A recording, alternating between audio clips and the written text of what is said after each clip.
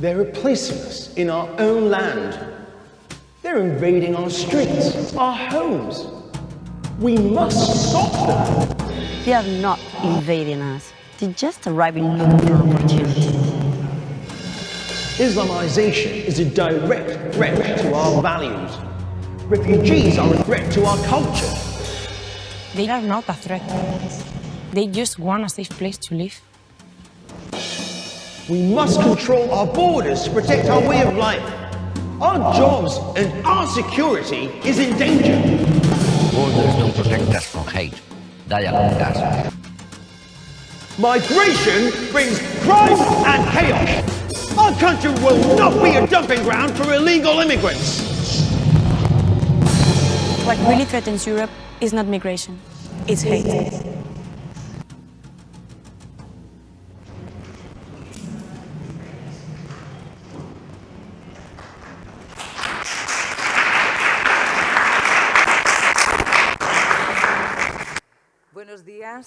Buenos días, bienvenidos, bienvenidas a la nueva jornada de delitos contra el odio que estamos celebrando en Salamanca. Presento a nuestro compañero que nos va a trasladar durante este foro de la jornada de hoy. Él es Tony Gale. Excuse me. Él es funcionario de Naciones Unidas de Alimentación. Antes de empezar voy a comunicar que tendrán ustedes el traductor en el número 5, se traduce al español, al castellano, y en el 6 al inglés. Voy a hacer un breve resumen a modo de sumario de la jornada de ayer, tanto por la mañana como por la tarde. Durante la jornada de ayer se señalaron las diferentes ponencias y mesas redondas con expertos, juristas, tercer sector social. La necesidad se señaló de visibilizar el fenómeno aún marcado por el miedo, la invisibilidad y las diversas barreras también en las instituciones.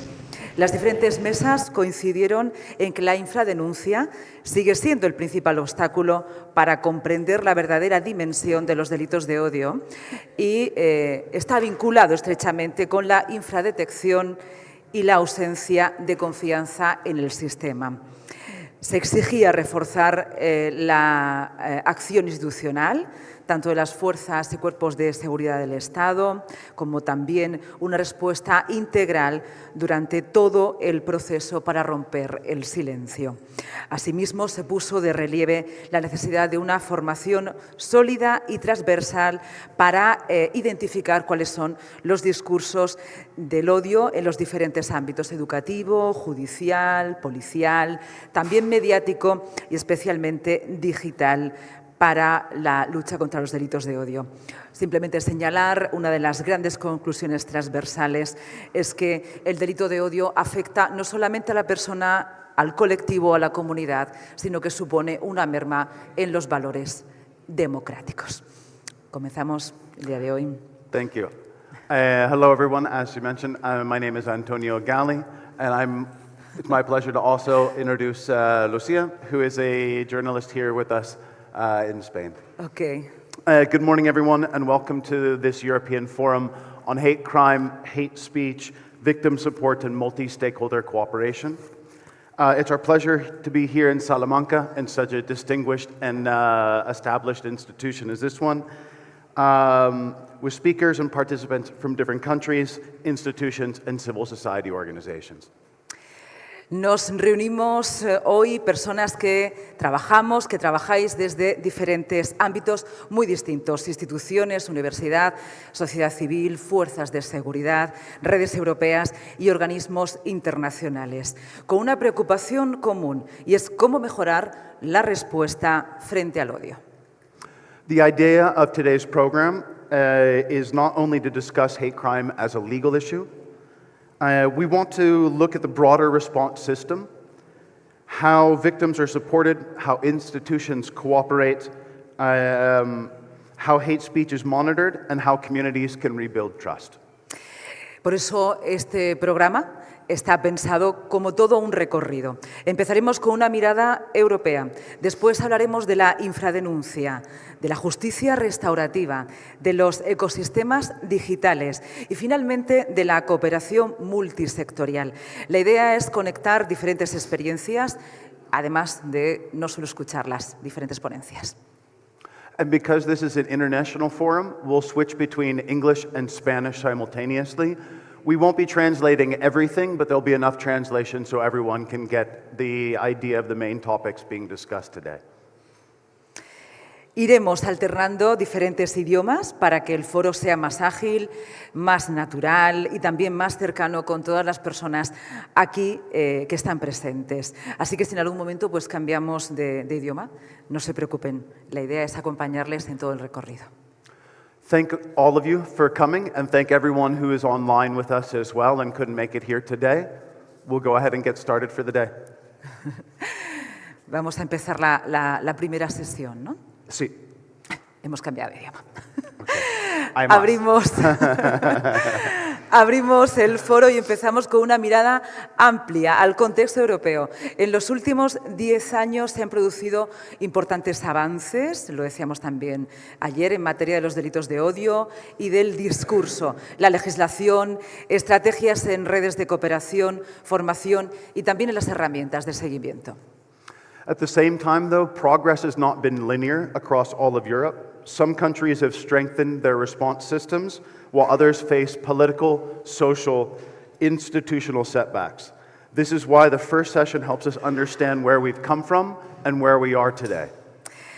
Nos acompaña a continuación Melissa Sonino, directora de la red europea Facing Facts, liderada por CEGBI, a Jesus Contribution to Inclusive Europe. Su intervención se titula Strengthening Response System to Hate Crime in Europe, a brief story 2060-2026.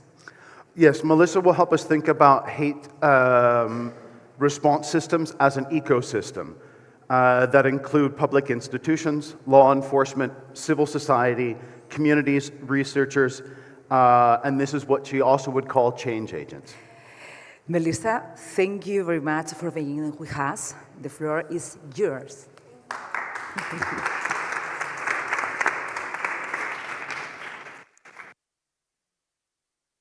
Good morning. Is this okay? Good. Can you hear me well? Okay. Thank you to the organizers, the presenters, to Columbares and the University of Salamanca for hosting us. And thank you all for being here so early on a Friday morning. It's really appreciated. And it's this international. Okay. So I was introduced. My name.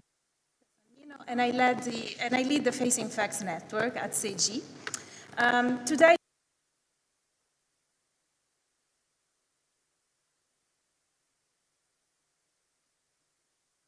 thank you. Technical is great. And for supporting us in preparing this.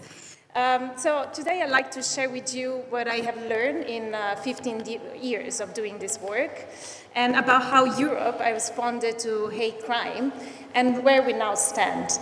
So I hope this can hopefully set a frame for the rest of the forum. But before we dig into this, let me just introduce briefly what is Facing Facts and its coordinator, Seiji, because I think it explains a lot also about, it helps explain about how we'll frame the presentation of today. And before I go into this, I know that there is simultaneous interpretation. So if I'm speaking too fast, please just raise a hand and I'm happy to slow down because sometimes when one is caught up in the presentation, may accelerate a little bit. So Facing Facts was launched in 2011 as an EU-funded project, and it was created by a partnership of Jewish and LGBTQI+ civil society organization with the aim of identifying standards and building the capacity of civil society organizations on how to monitor hate crimes. After the first 2 years of this practice, of this project, we understood clearly that hate crime is a shared responsibility and that the approach needed to shift to a multi-stakeholder one. So we thought that it would have been useful to bring together civil society organizations, but also law enforcement, public authorities, and communities, of course. And believe me, at that time, it was 2011, this was unusual. CSOs were not usually working with law enforcement on public authorities on matters of hate crime. And I'm going to share a personal story here. I have a quite vivid memory of an event organized by the Fundamental Rights Agency of the European Union, who at that time party on hate crime. And I was invited at this meeting to present Facing Facts. And I arrived at the venue, and most of the sessions were closed doors for member states only. So I remember myself being left in a big corridor of a huge ministry building, sitting on a chair, 6 months pregnant, waiting for my time to be let in the room for making my intervention and present my civil society practice. And it was at that moment that one police officer from the UK said to the others, you know what, I think this is odd, guys, we should let the person in. And I was let in, and I could stay for the rest of the thing. So, I'm telling you this story also to give you a sense of how much has changed over the years. And Facing Facts is also because of that Facing Facts grew from that early civil society-led initiative into the multi-stakeholder network that is today. So the network now counts 41 members in 20 member states. And since 2022, we are a framework partner of the European Commission. And Facing Facts is coordinated and developed by CEJ, a Jewish Contribution to an Inclusive Europe, that is a Brussels-based NGO that works in the field of diversity education and anti-discrimination advocacy. And CEJ initiated the Facing Facts initiative also with the strong belief that all grounds of discrimination need to be confronted. And I'm also very happy to see that several Facing Facts members are present here today, DGQ, Hatter Society. I know yesterday for sure there was somebody from Oberaxe, the Observatory on Racism and Xenophobia in Spain, that is also a member of Facing Facts. And INAH, Selma, the International Network Against Cyber Hate, is also members of Facing Facts. So I'm really glad we can share this stage together along the day. So I would say I've been doing this work for quite some time, and I could see how hate crime and hate speech response work had developed across Europe, what helps it move forward, but also what slows it down, and what it takes to support what at Facing Facts we call hate response system. So this morning I hope I can share some of this learning that has happened to me along the way. And before we go through lesson learn and concept develop, I want to make a simple point, which I hope it can frame also the rest of the day that we are having, the morning that we are having today. And also maybe beyond, in a moment in history where we need to be really hopeful and to anchor our work to some positivity. I just want to say that over the last years, Europe has made progress on hate crime and hate speech. We got new laws, new institutions, new strategies, new ways of and this progress did not happen by itself. It is the result of many actors, society, law enforcement, public authorities, equality bodies, international organizations, and communities themselves working alongside each other. So what we learn at Facing Facts is that progress depends on something more than each of these actors doing their job, but it depends on the relationship. And where we recognize that many of these relationships are under stress in this moment in history, we also need to acknowledge that 10 years ago, this relationships were very poor or that were not existent at all. So progress happened, and we need to cherish this positive development. And understanding what happened and how it happened can help us react to current challenges. So my plan for the next 20-25 minutes together, I want to walk you through 5 things. First, a short history of the international European developments that have shaped this field. Second, who's this work for? Third, the core concepts that we use at Facing Facts. And fourth, what a response system looks like. And fifth, where we are in 2016 and what I think we will need to focus next. Now, in my, let's say, technical dream, I would have shown you this live. This is a tool that we developed at Facing Facts and that we have been maintaining for years. Is an interactive timeline that traces the development of hate crime reporting, recording, and data collection standards and practice in Europe. So I'm not going to read the whole thing for you. I put here a QR code, sorry, so that you should be able to open on your phones if you want. I suggest an horizontal view, but also the technical people will help me to scroll through that. Now, don't get too captured by because there is a lot of content in here. But so keep the link for you. Keep the link for you if you want to go back to this. We will go through this timeline quickly. I just want, to present this so that we can share a sense of the landscape that we are in. So if we see the beginning of this timeline, you can see how far this work goes back. Many of the foundations of the standards that are the founding principle of our work were laid decades ago. So the United Nations Conventions of the Elimination of Forms of Racial Discrimination, it was signed in 1965, is still one of the most important reference points for us.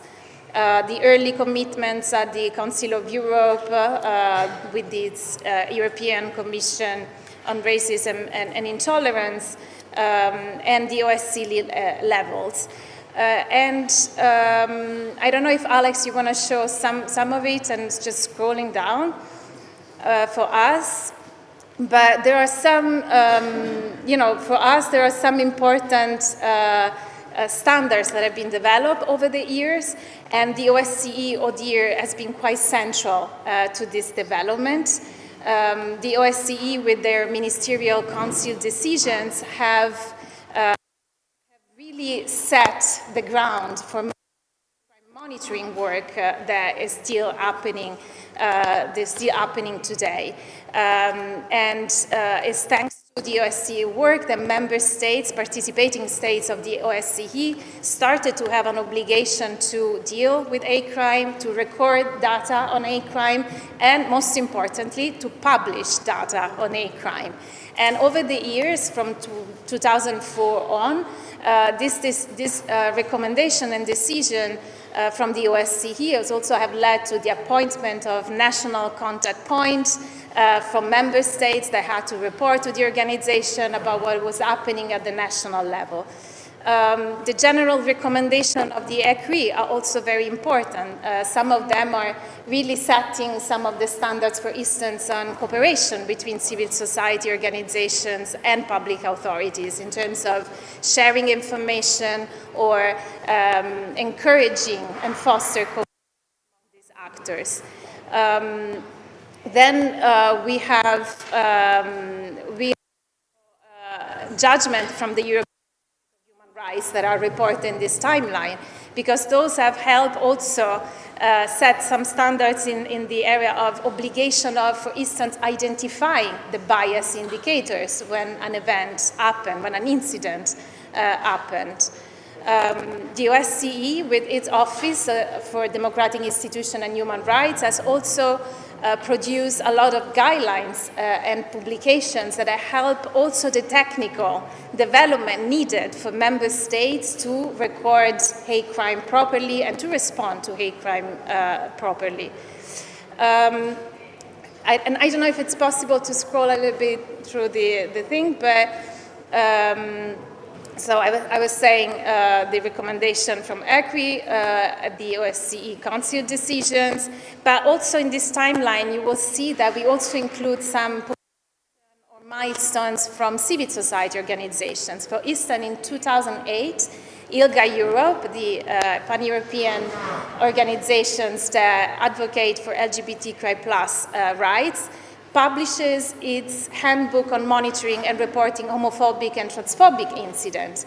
And we have included this publication in our timeline because it's the first time that a civil society actually publish a technical, with clear indication also for law enforcement on how to intervene or how to identify manifestations of anti-LGBTQI+ hate.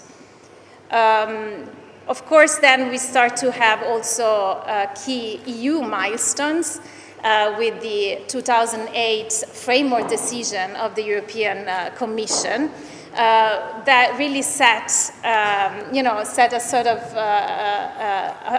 before and after, the framework decision, because it really obliged EU member states to engage with hate crime work and also define what is illegal when it comes to hate speech and incitement to violence. Then we also need to remember the Fundamental Rights Agency work and the survey and the publication. Sorry, I think this is the wrong timeline, though. This is the Spanish timeline, which is for later. Sorry, I think it's okay. We can go back to the presentation. It's okay. Thank you. Sorry, I didn't notice that was the wrong thing going on. I was saying the FRA survey are quite important because they are basically perceptions of communities and what's their experience on the ground. As I mentioned already, ODIHR publication and guidelines are quite key because there are guidelines for law enforcement, but also for civil society, for prosecutors. And the OSCE has also, it's one of the first organizations that organize, along with CIPO, training specifically on hate crime for police officers, for law enforcement. The tackle programs, probably the police officers here in the room are aware of that. They keep going, and they're still being offered by the OSCE to member states. Then in 2012, that's an important milestone, the OSCE ODIHR launches its website.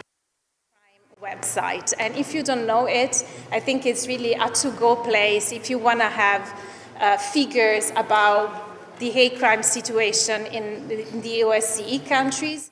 And I recommend it to go there because you can also use filters and select by bias motivation, by country. And there is also a link to national legislation. So if you need to figure, what is the legislation in place in one country and how hate crime is dealt with at the legislative level, you can go there. And the ODIHR basically gives visibility to official data. So member states are obliged to provide data to the OSCE ODIHR that then publish it. But also ODIHR gives a voice to civil society organizations. So ODIHR also collects information from civil society organizations, and data from CSO is also published in their annual reports.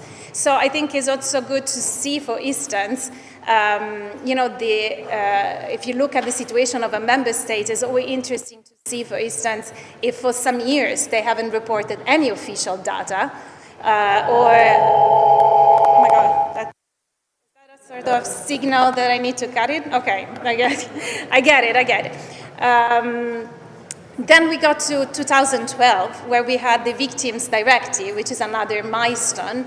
And the Victims Directive is quite important for us, and now is also under revision. An updated version is being published. But it's very important because it recognizes two victims of hate crime special needs. And we need to remember this, which is a quite milestone. We also published our own guidelines in 2012 on monitoring hate crime for CSOs. There is a European Council conclusion on hate crime in 2013. What is interesting also about the work of the European Commission is that the framework decision is not just, thrown at member state like this. The European Commission also monitors the implementation of the framework decision. So it's always interesting also to go and look at the implementation report for member states so that you can check and see, my country hasn't done yet or hasn't implemented this yet. In the time. Several surveys reported. I'd like just to mention also in 2014, the European Independent Living, ENIL, which is Facing Facts, publishes the first European guide on disability hate crime, which includes guidance on recording collection. I think it's very important because are sometimes forgotten, or disability and crime are not enough covered. In 2015, we hold at CEGI the Facing Facts for Work conference, and we put it in the timeline as a milestone because it was for the first time we gathered civil society organizations, public authorities, law enforcement, international organizations, all together in the same room to discuss and work together with participatory methods on issues around hate crime. And we published a report with 20 or 21 recommendations. And I have to say that after 10 years, almost all the recommendations on multi-stakeholder cooperation have been accomplished. Another important milestone is in between 2015 and 2016, the European Commission, DG Justice, launches the high-level group on combating racism and xenophobia. And the high-level group has been quite a game changer for the field, because has actually provided the institutional venue for multi-stakeholder cooperation to happen. Of course, member states are part of the high-level group, but also civil society organizations are recurrently invited to participate. But also this is the place where, for the first time, social platforms showed up and committed to some sort of code of conduct at that time, now Code of Conduct Plus.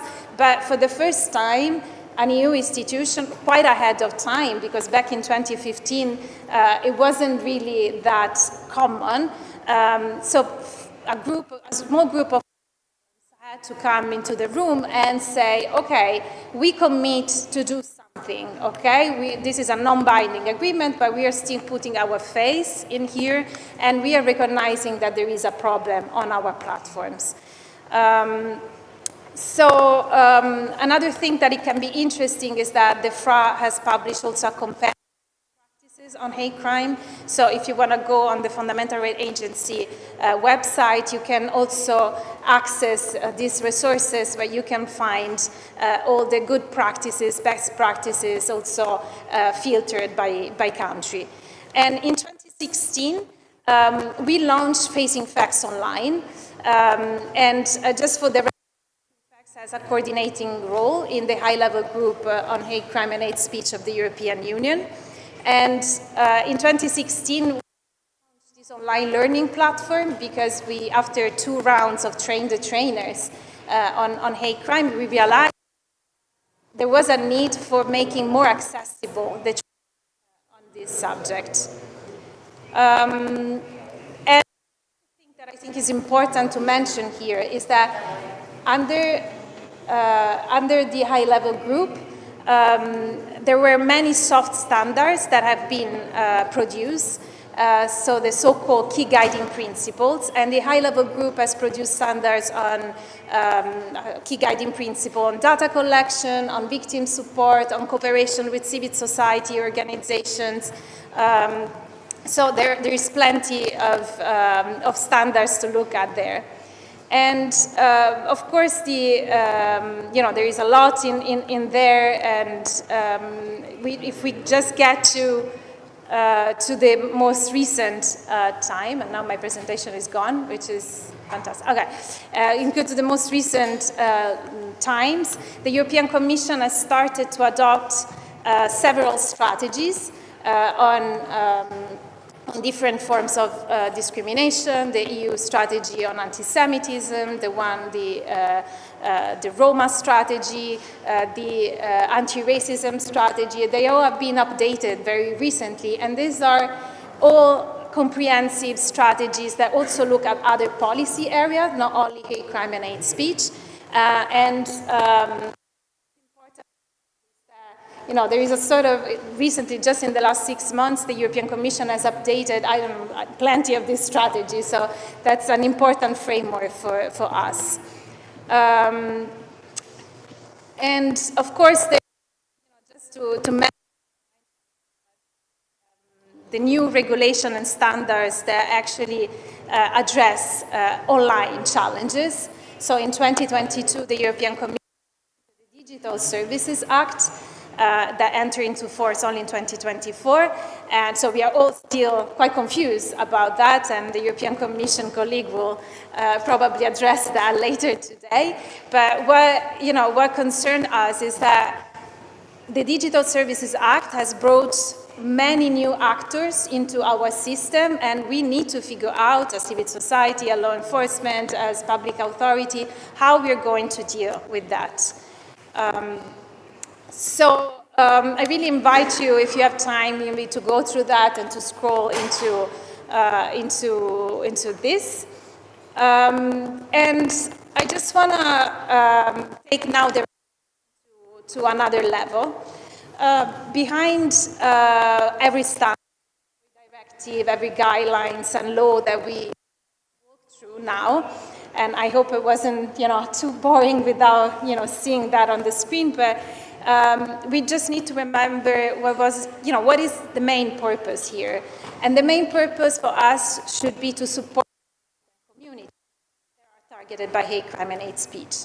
So to support them so that they can get access to justice, support, and safety. So from our own research, for other prominent research in the area, and from our own practice, we know that hate crime is not a single moment.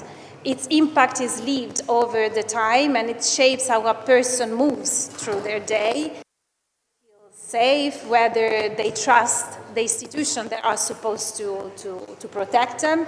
And it's not only the individuals that carry the impact of hate crime, it's also the community they belong to. So we just mentioned earlier the Victims Directive in 2012 and the recognition of special needs for victims of hate crime. And in this area, I might also recommend some studies from the UK, for instance, from the Center for Hate Study in Leicester University, or a Polygamsky study in this area, which through empirical research demonstrated that victims of hate crime have hate crime have a different impact on people than any other type of crime. And this is about the fact that crimes target an identity characteristic, something that a person cannot change. So you're targeted because of who you are. So this is the priority, and it's always good to remind ourselves about that, because we, in our daily practice, when organizing conferences, agendas, workshops, we can get lost in all the daily work, but we also need to make sure that we don't lose sight and we remember who who we are supposed to serve.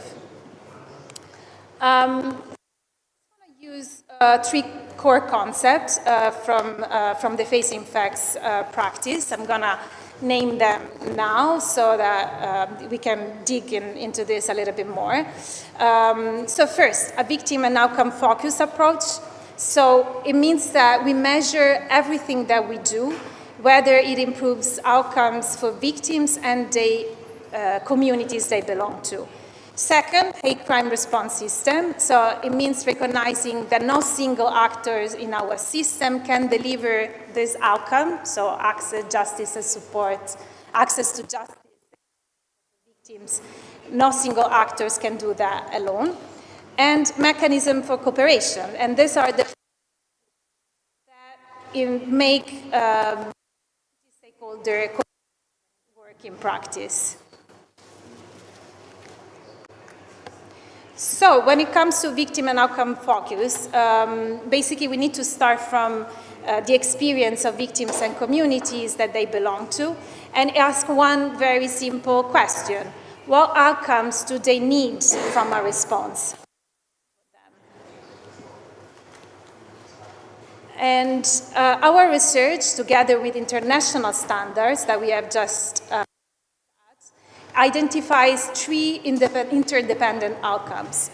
Security, so meaning that what happened is taken seriously. Information is shared with institutions that can prevent repeat victimization. Justice, that there is a meaningful response from the criminal justice system when victims choose to engage. And support, that victims and community can access services that understand the specific nature and impact of bias-motivated incidents, whether they decide to report. So these three outcomes are not independent of each other. So a victim who feels safe and supported is more likely to report. So a justice system that delivers credible responses encourages others to come forward, support cases, build trust over time. So this is why we insist that data collection alone cannot, the ultimate goal, the ultimate end. So, just imagine if a victim motivated attack, and the case is recorded, it appears in the next year of but in the person who reported did not receive, was not protected from repeated attack, and so no follow-up in the criminal justice system. So what did the act of reporting actually give them? So why should anyone in their community report next time? So data collection is not valuable when it leads to better outcomes for the people behind the numbers. And then let's go to the second concept, the hate crime response system. So in our research, we developed what we call a victim-focused self-assessment framework, and we use to describe the relationship in a system. So a response system, in this sense, is the range of stakeholders at national, European, and international level whose work together should deliver the outcomes of security, justice, and support for victims and communities. So the international framework I walked you through earlier is what underpins this system, is what it sustains. So the norms and standards that give the system a shared language and shared expectation. That's why the international standards are so important. So let's see what a system looks like. So it's not only that. So we will create the graphic together.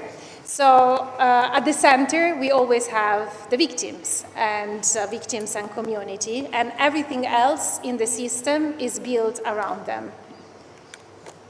I don't know how much you can read, because I realize it's very little, but these are the national level actors. So you have Ministry of Interior, police colleges, police, digital service coordinator, equality body, Ministry of Justice. So this is not an exhaustive list, of course. It's just to give an example of national level actors. Then both the national level, we have the European and international standards that we have already named.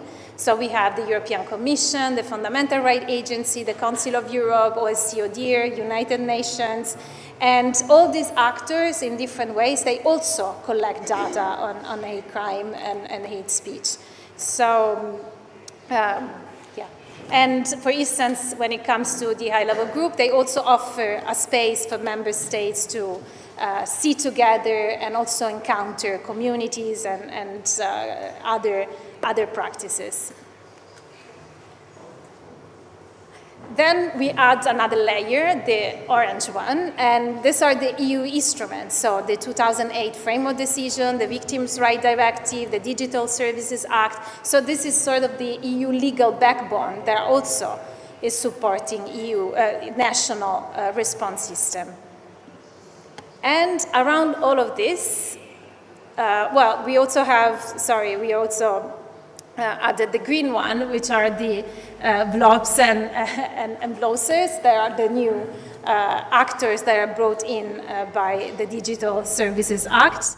And, you know, as you can see how transformative is all that, and years ago, it was not even thinkable that they could be part of this response system. And I just want to, you know, make a pause here just to make sure that you understand that things are constantly evolving, and whatever graphic representation of a response system, but also the response system in practice need to adapt and change and maybe include new actors or get rid of some others.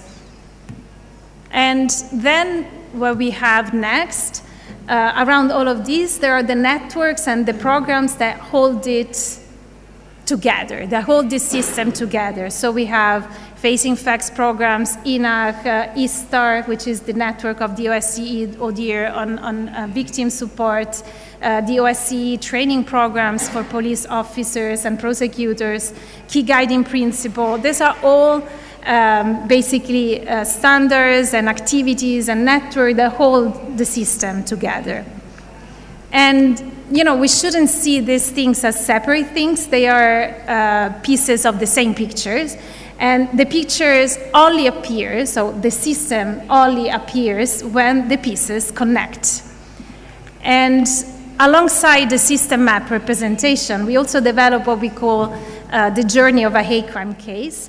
So looking at the map alone is not enough to understand whether a system works. Okay, we map out our stakeholders, we see maybe how they are connected, but how can we know if a response system is effective or not? And to do so, we need to look at what happens to a person through the journey. So from the moment something happens, an incident, a crime, through whether we need to look at whether they trust the system enough to report, through how the police record, how the prosecution deal with the case, how support services accompany the victims, and where between any of these steps, maybe the chain breaks and the victims just falls through the crack. So when it breaks, the person at the center is the one who pays. So the system map and the journey go together. So the map shows what should be there, and the journey shows whether or not it works. And you can also see here a graphic that we developed, which is a little bit more wordy and with nice illustrations, and is available both in English and in Spain, and in Spanish. So the map that I just showed you is just a prototype, and each country presents a different picture, of course, and none of this response system is fully or comprehensive, of course. And with Facing Facts, we developed a research methodology that we developed over a few years, which actually offer a way for stakeholders in a country to look at their own system together and to assess where they stand. So what we do is to basically assess relationship in the system, for instance, between police and civil society organizations or other actors.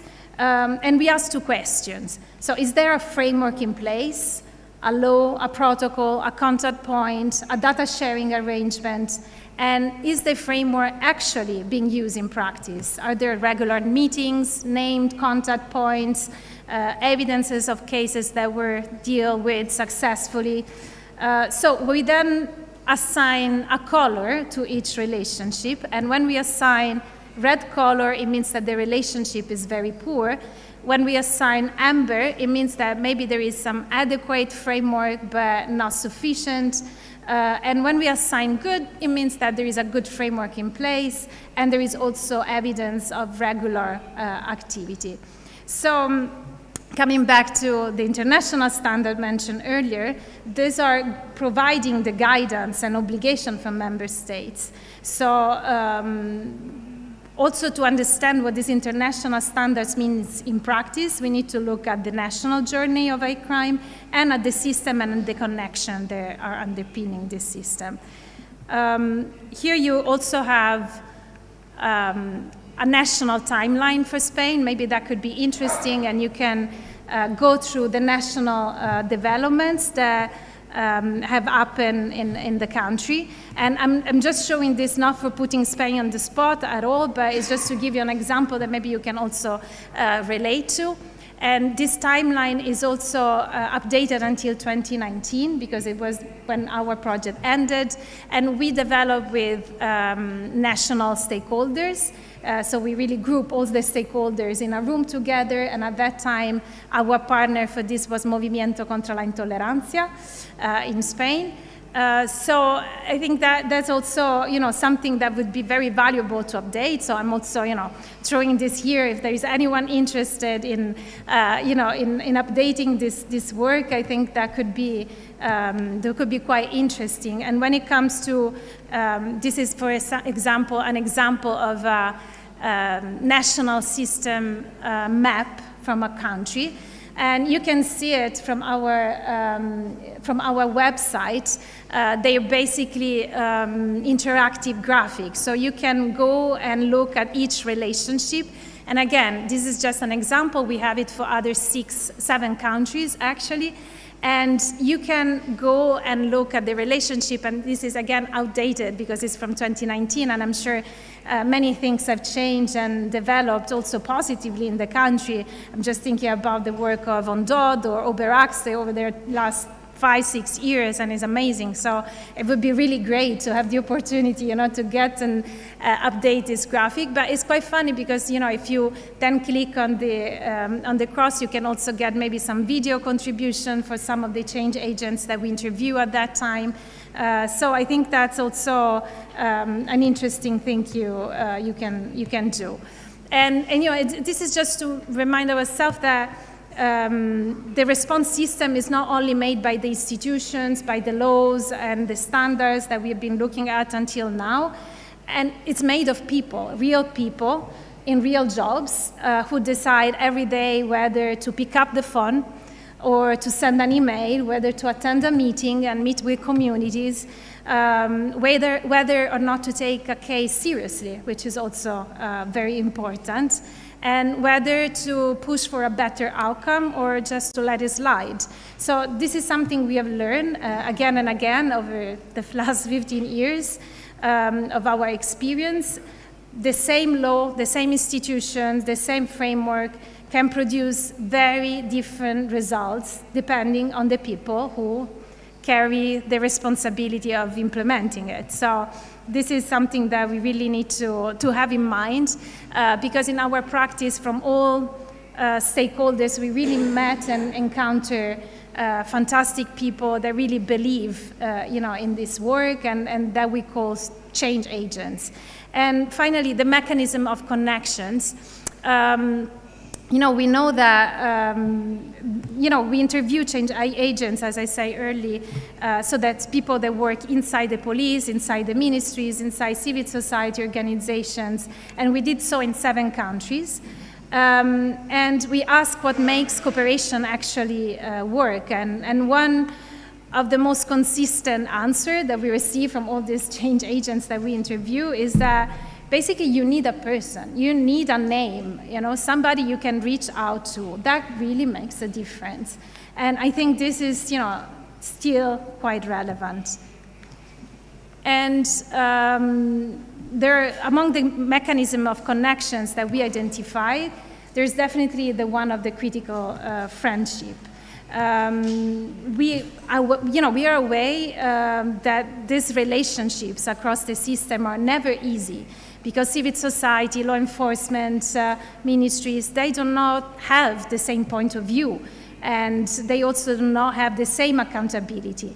So what emerged is that, from our research, is that this relationship are strengthened by what we call critical friendship. So you can convince the other person by being an ally to say things in a critical way, but still with mutual respect and consideration. So, this is really also the relationship that have been created among people, among change agents in this network of connection is what make the difference. And we have some examples. I'm just thinking about, here there is After Society from Hungary. Your hate crime working group has been quite, key in making the country progress. And there are also other examples, and I'm sure that from Spain there is plenty too. I just want to make one quotation among the many that we have, and you can all see them in our report published on the website. But one of their change agents that we interviewed said, "I see my role as trenching boundaries carefully." So every time a step forward, even if it's just little. And I think that this, all this research that we did and the practices that we learned also made us understand that responding together means also learning together. So when it comes also to training, it's fundamental that also multi-stakeholder training are taking place. And with Facing Facts, we are organizing online cohort, where different stakeholders can come together and learn together. And I'm putting here a QR code for our next online course on police discrimination, actually on fair policing and hate crime. This is the third edition of this course, but what is very interesting, and to see all these stakeholders coming together and have an opportunity to exchange views and learn together. And we have done a research on this that is proving that actually learning together also support cooperation and better ways of working together. So I really invite you to have a look. We also have 20 sponsorship for 20 free seats in our next course, so maybe that could be an opportunity. And just want to show you a picture from one of our system map workshops. So you might wonder how we came to the graphic that I just showed you earlier. Basically, we bring all the stakeholders from a national country in a room, and we give them, ropes and color strings and Post-it, and basically they need to represent the national response system on a sticky wall and agree on which color to give on the relationship. And believe me, this is really transformative. We have seen stakeholders meeting for the first time at our workshops. And when I say stakeholders, I don't mean the usual multi-stakeholder thing, civil society and public authorities. We had people from different ministries meeting for the same time at one of our workshops. And I think that that's the added value of this methodology, is that relationships are co-identified and co-assessed. And at the end, the stakeholders that participate in the workshop are also owning the results. And just, for you to know that earlier what I showed you, it was the hate crime timeline, so with a very specific focus on hate crime. But we also develop a hate speech timeline. If you're interested in the latest development in this specific area, you can also get some information here. And just the last few words. basically, we have walked through many years of work and experiences, and I managed to share, what we have built so far. So what we have now, we definitely have a lot of standards. We have new EU strategies. If you haven't looked at them yet, I really encourage you to look at the latest strategy on anti-racism, the gender inequality strategy. There is really the EU Democracy Shield and the EU Strategy for Civil Society Organizations. So these are all new standards. They are really looking forward, and they are forward-looking, and it's worth having a look.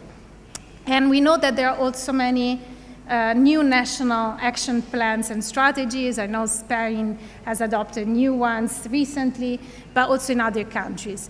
But we also know that our work is under pressure. And we know that the space for civil society organization is shrinking, that the work of many civil society organizations is increasingly defunded, and there are national progress reverse, in a sense that we know that all this work is very dependable on political will, and it might be sufficient that a change of government happens and we make several steps backwards. And as one of the change agents that we interviewed in our research said, there is always this feeling to make one step forward and three backwards. But this is, how we progress and how we make progress. But definitely there is a need to acknowledge that some of the national action plans in several EU countries have been emptied of their meaning, or maybe there is not the right people there to implement these plans, or maybe they're only in paper and there's no implementation plans. So I think this is also something that we are seeing quite a lot. And we have a lot of polarization. We shouldn't hide behind a finger here. And polarization is affecting us in different ways, and is also actually tearing civil society apart, because we see many civil society organizations are also subjected to the effect of polarization, and this is also affecting the way civil society organizations are collaborating, besides competition for funding that is also not helping here. And implementation gaps. Of course, we know that there are wonderful standards in place, but we also need to make sure that those are implemented, and and to make sure that this response system we saw earlier are actually effective and that actually produce outcomes for victims and community. So thank you very much for your time, and I just want to leave with one positive message, reconnecting to what I said at the beginning. We came a long way. We made a lot of progresses that were just unthinkable 15 years ago. So let's make sure that we acknowledge that we cherish what we obtain. And also, we should be aware that whatever has been obtained by people that have worked in different areas of work, in different buildings, okay? So public authorities, civil society, etc. We have a lot of challenges ahead, but we can still think through what has worked so far and see how we can be adjusted for better outcomes in the future. Thank you very much.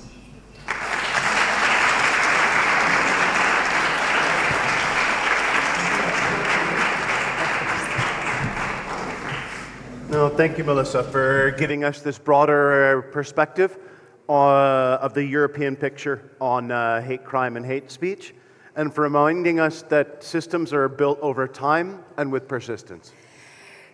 Continuamos, y después de esta mirada europea vamos a ir a la siguiente mesa. Antes queremos también saludar y dar la bienvenida al subdelegado del Gobierno en Palencia, Eduardo Santiago Calleja. Nos informan desde Coordinación que se encuentra entre nosotros. Bienvenido. Y después de esta mirada europea, como decíamos, vamos a aterrizar en uno de los grandes retos que siguen presentes, y es el de la infradenuncia. Muchos delitos de odio no llegan nunca a las instituciones y muchas víctimas no encuentran espacios seguros para contar lo que han vivido. And this is not just a question of numbers. Underreporting tells us something about a deeper fear, mistrust, and access to justice, and to the relationship between communities and institutions. Para hablar de ello vamos a dar paso a Marina Dólera, es investigadora de los delitos de odio en Columbares. Marina presentará la red europea Zero Hate y explicará cómo surge precisamente para abordar esta problemática desde la cooperación europea y también desde la sociedad civil. Marina, thank you very much. Over to you. Un aplauso.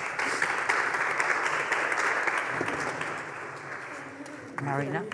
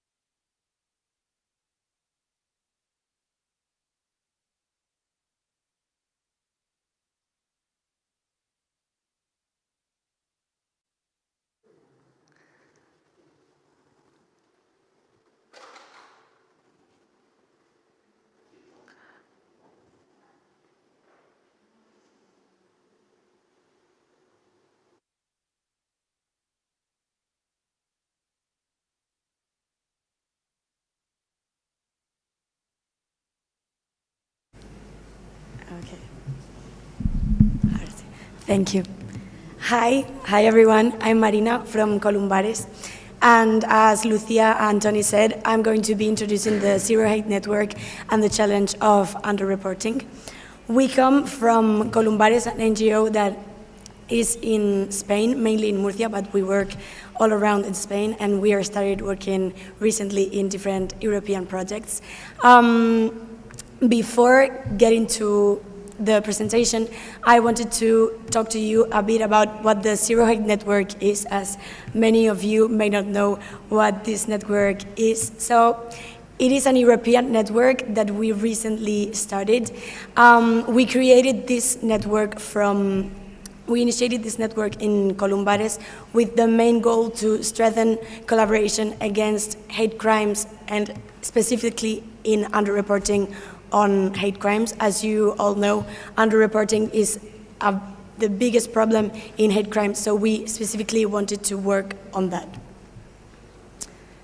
Now that we know what the Zero Hate Network is, we're going to see how what I'm going to talk about in this presentation. We're going to see the problem of underreporting that I'm sure that all of you already know, but we're going to see that a little bit. We are also going to see why this network was created, which are the Zero Hate Network goals, what have we been doing in 2025, and also what we are doing now in 2026.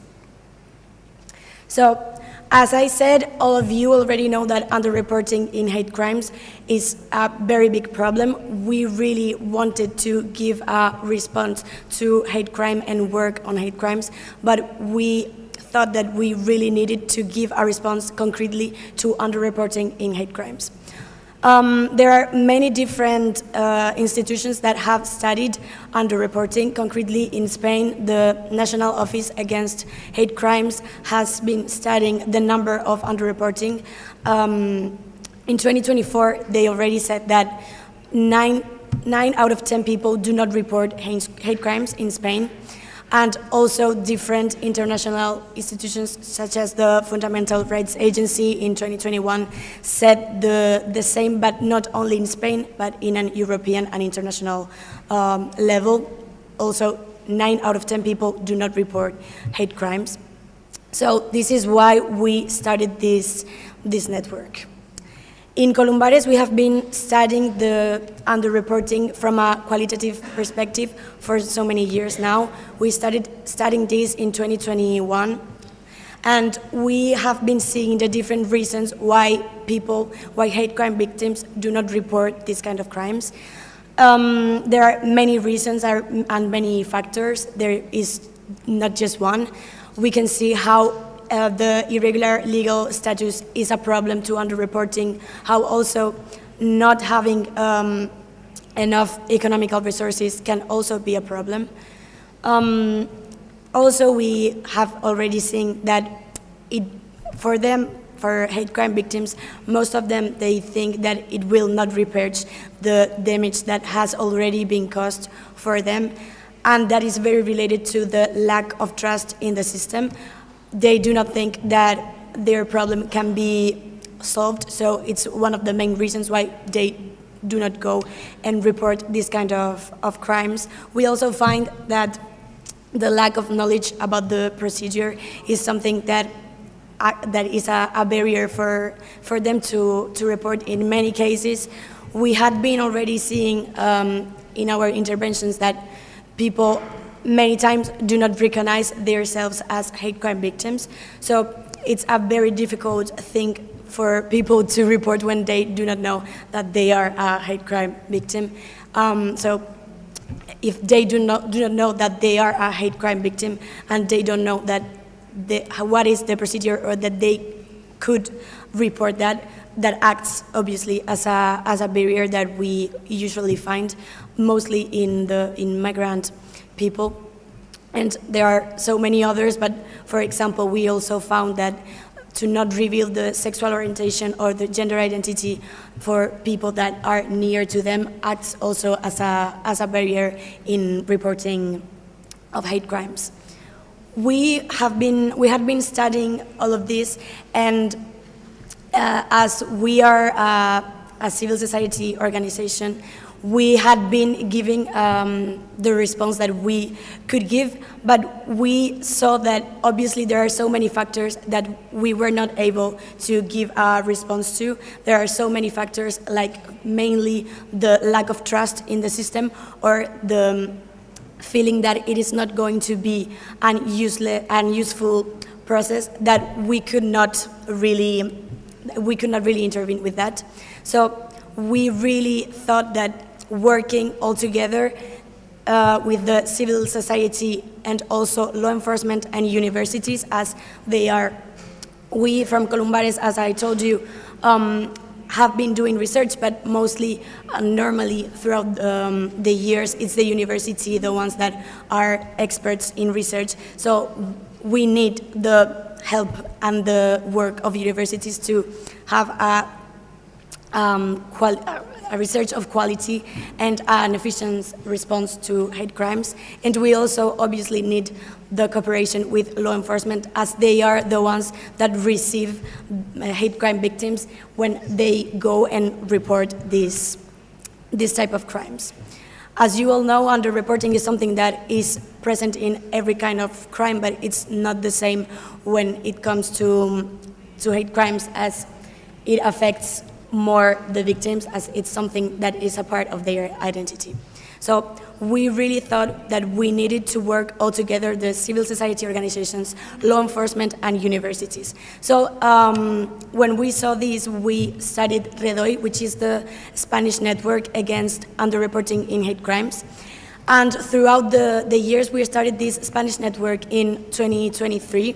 We started this network, and throughout the years, we could see many results. We were able to make and to create some resources like conferences, like different awareness campaigns, and all of this was possible because of the cooperation and the collaboration of different entities and different perspectives. So we really saw that it was a very important thing to do, and we saw a lot of results. Concretely in Murcia, which is where we are mainly, we even saw that it had an impact on the number of reports. More people, after all, we got to create a network, and we were the link between many hate crime victims and law enforcement, because, as you all know, many victims do not have this the motivation sometimes to be with the law enforcement part. So we really saw that this was having results. So what we wanted to do was to create this and replicate all that we were doing at a national level, but at an European level. So that is why we started the Zero Hate Network, which we started last year. We had different goals. Obviously, we wanted to generate shared knowledge. We think that it's very important to have a place where now everyone has a lot of information, but we wanted to be a space where as much information as possible was gathered all together. So our goal was to generate shared knowledge, to improve documentation and detection, to create a joint advocacy, and to strengthen the institutional collaboration that we had already been strengthening at a national level. So we started in 2025. In 2025, it was the establishment of the network. We started contacting with the first members. Last year, we were able to contact with third sector entities, and we were different civil society entities from all around Europe, which was very good. That year, we also had the first network meeting to a little bit do the kickoff meeting to see a little bit what we had already been doing in Spain with the Spanish network. We shared our previous background. We shared the possibility of creating different spaces like this forum where we are today. And we, with the collaboration of all the entities of the network, we're also able to create the manual of good practices. So we could all have with us the different activities that different entities were doing, so we could even replicate those activities from our entities. So that is what we had been done in 2025, and right now in 2026 we are still progressing and advancing with our mission. We are growing the network. We are right now much more entities than last year, and we are so lucky because right now we have law enforcement entities from all around Europe. We also have as well as civil society, obviously, and different professionals from different universities all around Europe, with the focus to fight on underreporting in hate crimes.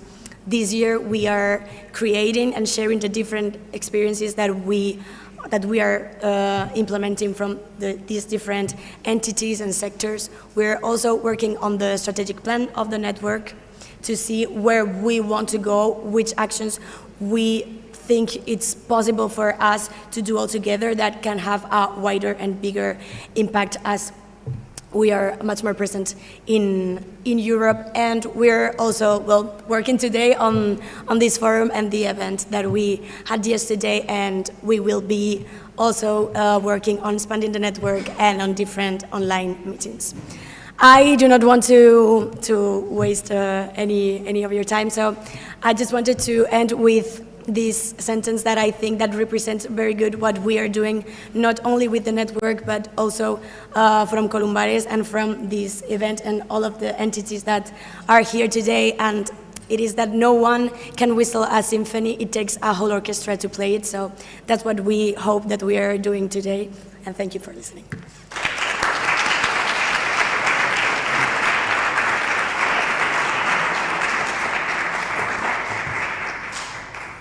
Muchas gracias, Marina.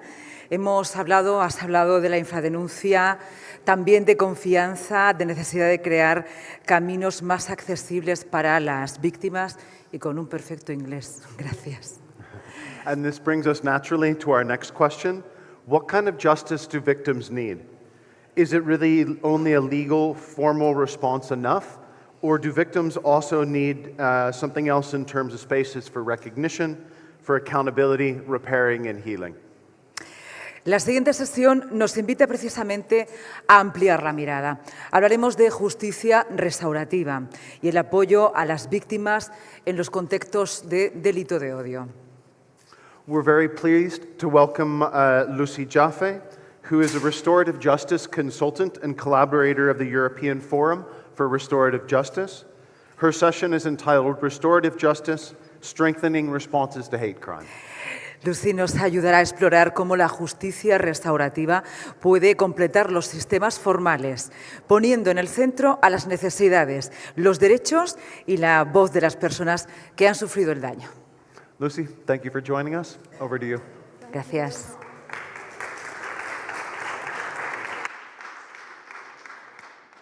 Hello. Is my headphone working? Yeah, buenos dias. Really good to see you here. My name is Lucy Jaffe. I'm here as a restorative justice professional and also a representative of the European Forum for Restorative Justice. It's a 400-strong member organisation which reaches not just across Europe, but across the world. So, today I'm also joined by my colleague from the Forum, Jorge Olan, who is here today, and I may ask to help me in some parts of this. So in case you're wondering, I'm from London, okay? And it is a real honour to be here in the university today. I'm going to speak about restorative justice. I'm going to cover restorative justice as support for victims of hate crime, but also, importantly, what about the people who commit it? What about the people who actually generate the hate crime? So how does that work alongside formal justice systems? And then how does this work sit within the victims' frameworks we have in Europe? Can I say we, even though I come from the UK? It is a real shame that we left. Okay, no more politics. So how does restorative justice help people? I argue it's smarter, not harsher. If you take, for example, the metaphor of a nail banged into a piece of wood, the traditional justice system bangs it harder and makes the nail stick further in the wood. Restorative justice says the nail is stuck in the wood. What can we do to ease that and to move on from that situation? It centres, restorative justice centres the needs of the people most affected. And it also challenges the behaviour of people who do it. It asks them to think again. It asks them to consider the impact and to listen to the impact of what they've done. And the other very exciting part for me is that it can include the community. So you can bring in other organisations, you can bring in the other members of that community who have been affected. This is so important in hate crime because hate crime affects not just that one person, but everyone who has the same identity. One question: who has heard of restorative justice before? Okay, who has been trained in restorative justice here?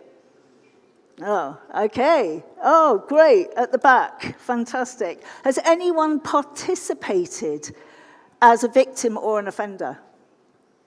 No. Okay, Spain has some work to do. So, I'm now going to show you an example, and I think it's really important to tell a story. So this story is about a very famous rugby player called Gareth Thomas. He was beaten up outside a nightclub. He's gay, and he was beaten up by some young people who used homophobic language. And he will tell you what he did as a result. He asked for restorative justice when as soon as the police arrived. He said, "I want restorative justice." So we'll just get the video up. And he made a public video. I hope will be a positive video. Last night I was the victim in my home city of a hate crime for my sexuality. Why I want it to be positive, because I want to say thank you to the police who were involved and were very helpful and allowed me to do restorative justice with the people who did this, because I thought they could learn more that way than any other way. And also to the people of Cardiff who supported me and helped me, because there's a lot of people out there who want to hurt us, but unfortunately for them, there's a lot more that want to help us heal. So this, I hope, will be a positive message. Thank you so much to the tech team. So what Gareth asked the Cardiff police, he said, I want those young people to realise the impact. And you can see on his face where he got beaten up. I want them to see me. I want them to see me now when I'm just been beaten up. I want them to see my face, yeah? And he talked to those young people and they'd never realised how much harm they did, yeah? So it was a very important moment for us because he spoke publicly. So, with a room full of people who know about hate crime, I won't take long on this. So it's a criminal offence, a base offence with an additional bias motive. So that could be someone being hit, but with some hateful language on top. That equals hate crime. What is the impact of hate crime? Now, I'm going to ask you to do a little bit of work.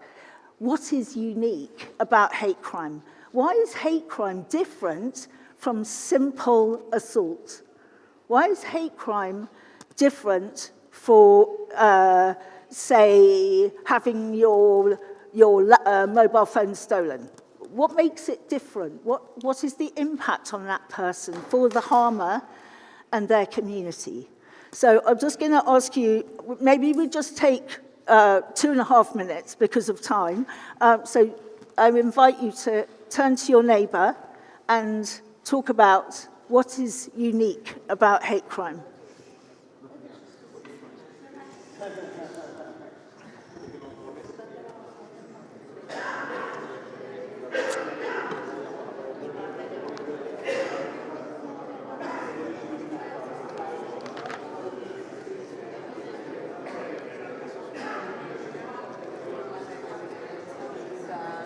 What is hate crime? Yeah, so what's my timing? When did I start? Here, let me ask. Running about half an hour behind. Okay. Yeah.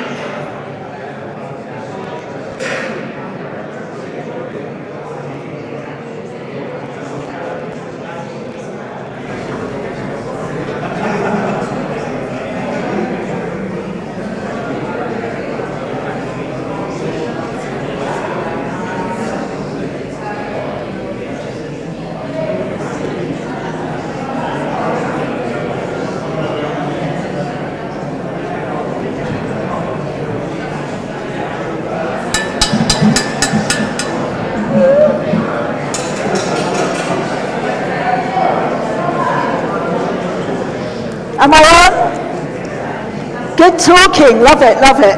Hi. So what did you come up with? What's unique? You can think about is the bias, the motivation, what it's all about. What makes it unique is the reason, the motivation, the bias, yes. Yeah, the bias and the motivation make it unique. Yeah, yeah, thank you. Who else? What did you talk about? What's unique about hate crime? Yeah, en español. I will wait for a...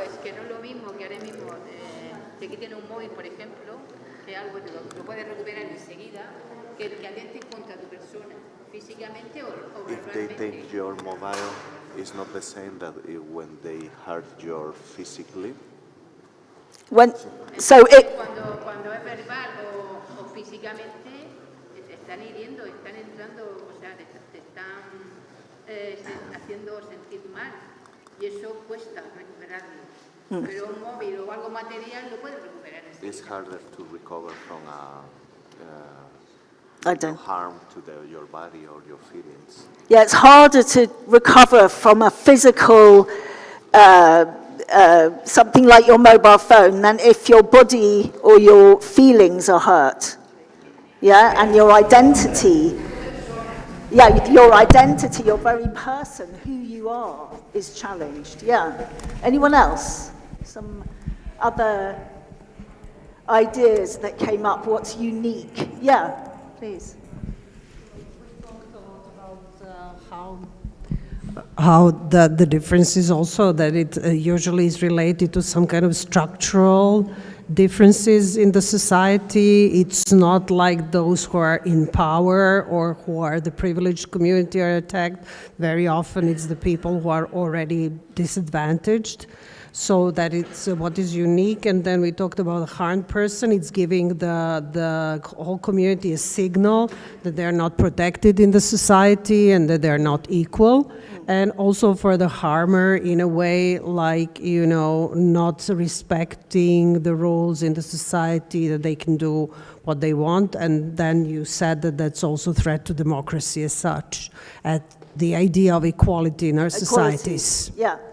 Thank you so much. That's really helpful. So with hate crime, more than other crimes, there's a real shame. There's a shame and a fear where the person feels perhaps ashamed of their identity and scared to go out. They may then reduce their visibility because they're still a target. You're still a target because of your identity. Because that person may be put in prison. But what about the next person that is homophobic? You're still a target. So even with your mobile phone, you can say, okay, I'll put it in my wallet, I hide it, you know, this type of thing. You can't, do you hide your identity? Some people can't. Black people can't hide their identity. You carry it with you. Let's think about the person who commits the crime. What kind of unique characteristics might they have? I really believe that, you know, homosexuality is wrong, for example. Do they feel shame? Maybe they feel shame if they're caught. Perhaps they're unaware of the impact of what they did. And maybe their beliefs are being reinforced by their own community, offline or online, but also by the media that is coming down and reinforcing. And it's often, online hate is particularly bad because of the disconnection between the hate person committing it and the people being hated. Okay,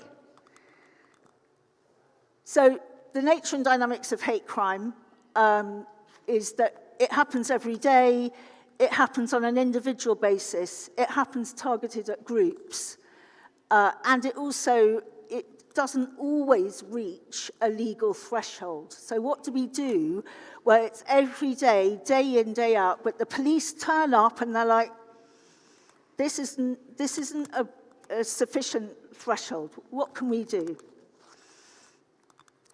So now I'm going to talk about restorative justice. Where's my bottle here? Okay. Restorative justice.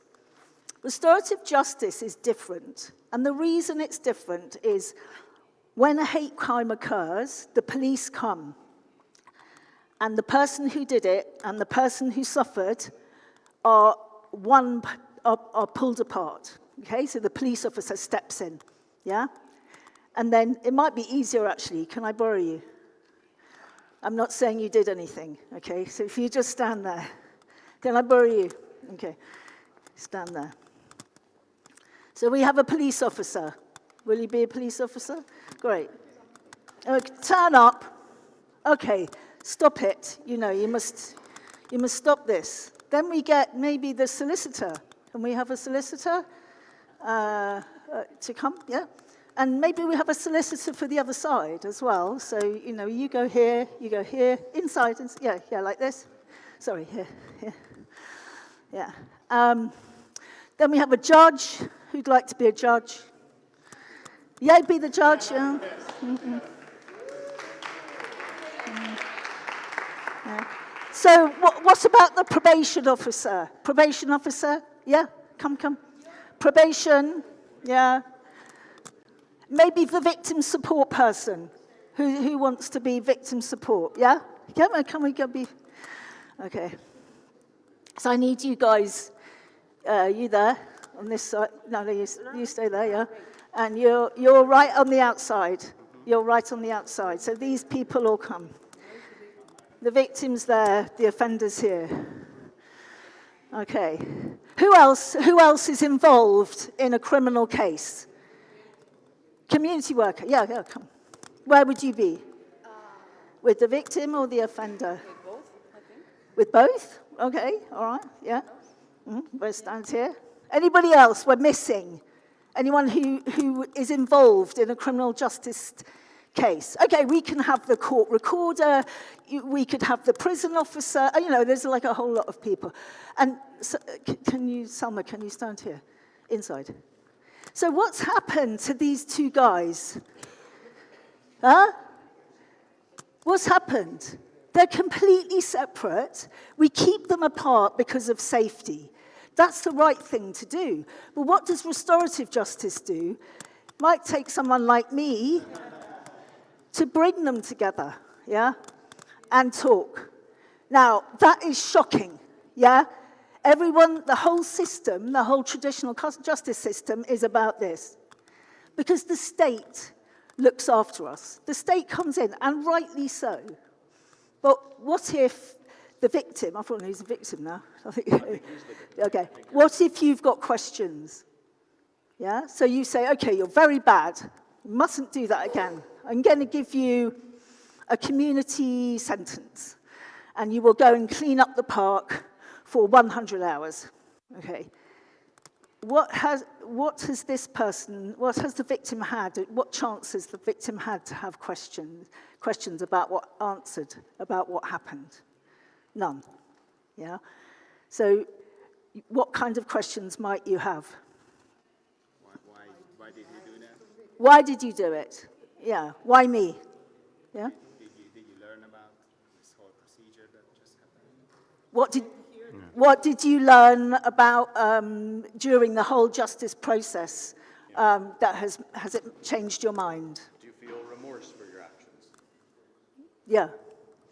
And what might you want to say? To as the apologize, person? potentially? Okay. Yeah. Okay. To say what I've learned and how behavior's changed? Yeah. So, this is what? A real case. So, what I'm saying is that these people are all very important, yeah? But what is happening is that we are forgetting about the power of dialogue. And in my career, and also Jorge, I know, we have seen people completely transform because they can have their questions answered, and they have the opportunity to say sorry, and to also show that they have thought about what's happened. So thank you all so much. Well done.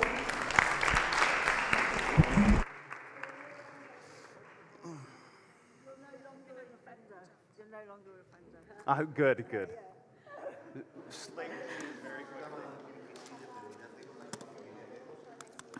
Oh, I went on.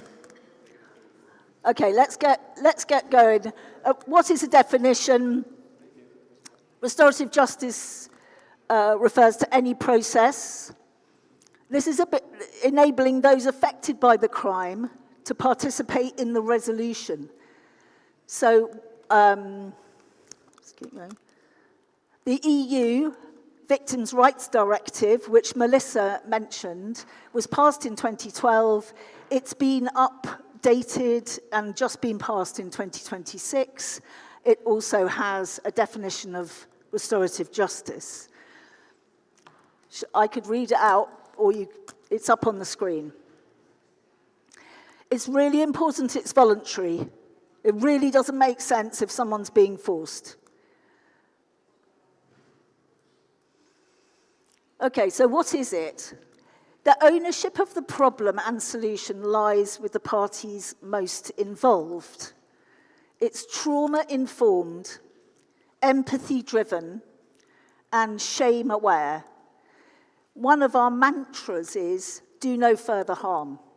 So we're not going to dive into a situation where we're sticking the victim in front of the offender. It's too dangerous. What we do is we carefully prepare each encounter. We will talk to the people affected and say, or the person affected, say, I can hear you've got questions. The person who could answer those is the person who did it. Would you be interested? Is one way of introducing it. And then we go and speak to the person who perpetrated the crime. And we ask them the same thing. Have you got questions? Are there things you want to say? And we will work on their level of remorse. It may be that they're just motivated to have if they're in prison, for example, a conversation with a third party who comes and has a cup of coffee and a biscuit with them. That's fine by me. I'll have a conversation over a coffee and a biscuit, but we will talk about their motivation. And it's not until we're really sure what the questions are and if the victim of the crime is going to get those answers or get what they want. So we work around what victims need. Now just a little diversion into a restorative onion. I find this very helpful because behavior is often demonstrating what is going on right down inside, underneath. So someone shouting something hateful to someone else is generated by thoughts and their belief system. They may, for example, feel angry, talking about feelings, that they haven't got a job, but they may then translate that into all the people who come to our country, they've got jobs, and that could then translate into some racist language. What is the need that's not being met? So we talk, as restorative justice practitioners, we dive into what is the unmet need of this person. And also we do the same with the victim of crime. So in fact, there's a lot of parity in the way that we work with individuals who've been harmed or connected to crime. So for me as a victim, I was a victim of a someone tried to steal my bike when I was on it. And so I felt very scared. And I thought, this is going to happen to me again. You know, maybe it'll happen to me again if I come the same way. I still feel a bit like that. My unmet need, my need was to talk to the person who tried to take it and ask them, why did you think that was an okay thing to do? And also, what were you going to do with it? Like, who's running the operation and what's your needs? So I don't know, I never met them, but I know I have unmet needs around that incident. Can I just do a time check? Could I do a time check on how much time I've got left? Oh, so restorative principles, that it's safe, that we as facilitators, and that can be police officers, it can be probation workers, it can be social workers, are multi-partial. So when I meet someone who's committed a crime, I'm not going, you know, you naughty, naughty person. I'm curious, like, how come we're here? Yeah? Confidential, don't speak about what I've heard to anyone else. Unfair, it's voluntary, and we have professional standards. If you want to know more about professional standards, have you got some in Spain? Are they? Europe, in Navarra. Navarra is a really great model of good restorative practice. We have the ex-manager here. How does it work? So you can do one-to-one. You know, I hit you, you suffered, let's have a conversation. You can also do it as if you go to the bottom right, you can say nominate someone. So say I was picked on because of my sexuality. Maybe I don't feel like I want to go and have that conversation. It's too scary. But someone who represents an LGBTQI organization, maybe they could go in my place. And in fact, we have great examples of people stepping up, police officers who are black, going and speaking about what it's like to be racially abused, rabbis stepping up to talk about anti-Semitism. We also can run community circles, maybe the whole community's been affected, and it's used heavily in social work, where people can talk about children within the home and how they're going to, a child who's committed a hate crime being reintegrated into the home and supported by their family. I won't go through this, it's a table, you will get this, but one of the things really sold me on restorative justice is that the outcomes are specific. So it's not wishy-washy. So a typical outcome might be, I want you to go on a alcohol, what do you call it? You know, stop drinking course. The victim, I'd like you to say sorry. Could be, and that's enough. I don't need anything. It could be, I'm guessing on the bus going to school, if you see me on the bus, can you just get off and get the next bus? Yeah? I don't really want anything more to do with you. And it could be financial, but that tends not to happen, but it could be financial. Can you pay me like 20 quid so I can get my new travel card that you stole? Yeah? Mark Walters is excellent on this. I am going to run out of time, but there's really good case examples. I've got them on my slides, and you can take a look at those afterwards. I've also prepared a reading list with all the links to these. But I think the biased motivated act of vandalism in Czechia involved some young man who went and desecrated the graves of Jewish people in the graveyard. And it was a very shocking act for the Jewish community. The rabbi stepped forward and met the young man and said, "Do you realize the impact?" And the young man said, "No, I had no idea." And that made them think about it. This is an example of a disability hate crime where Cheryl was abused in her wheelchair. Now, she never found the offender. The offender was never caught. But what she wanted to do was talk to us as facilitators about the impact of what had happened to her. And she found that incredibly useful. So it's not always an encounter. It can sometimes be a conversation. I would like you to listen to Anne-Marie. Anne-Marie was attacked on a bus by a group of young people, school children. And she didn't want to meet them face to face. The bus company didn't want to get involved. And the local restorative justice service came up with this brilliant creative idea to make a video with her, which was then shown to all the schools. Anne-Marie, it's lovely that you're talking to me today here in Cleveland. So do you want to just tell me your name and where you're from and what happened? I'm Anne-Marie Price and I'm 30 years old and I'm from Stockton. Yeah. I was bullied on the bus by some school children near where I live as I was going home. I was saying, "Excuse me," and one of them pushed me. Yeah. And he hit my head off the pole nearly. Tried to tell the drama, he wouldn't listen. And I was frightened and scared. And what stopped you reporting that to the police? Because you were frightened? Yeah, I was frightened and scared. Right. And then what did you do next? I did a bullying video recording.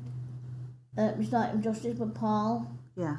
To get the message out to all the schools, make sure they could listen to it as well.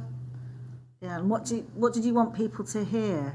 What did you want the children to hear from that video?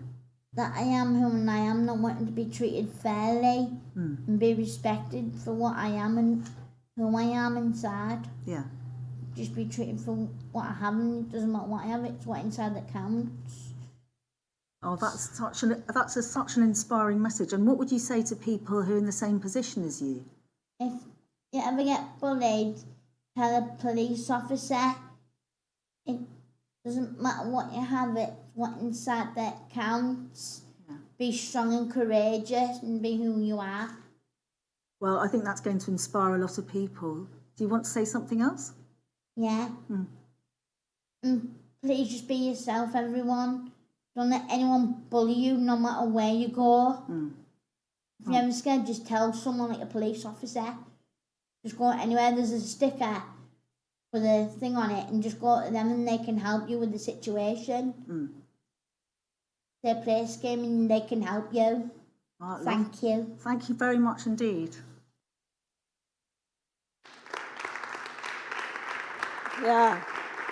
Well, hats off to the Restorative Justice Service, who were actually police officers who did that. Did you notice how she said, I was too scared to talk to the police? And by the end, she was like the champion of tell a police officer. It was really interesting. And then all those children that heard that video, all those children, and that amazing message, it's what's inside that counts. Marvellous.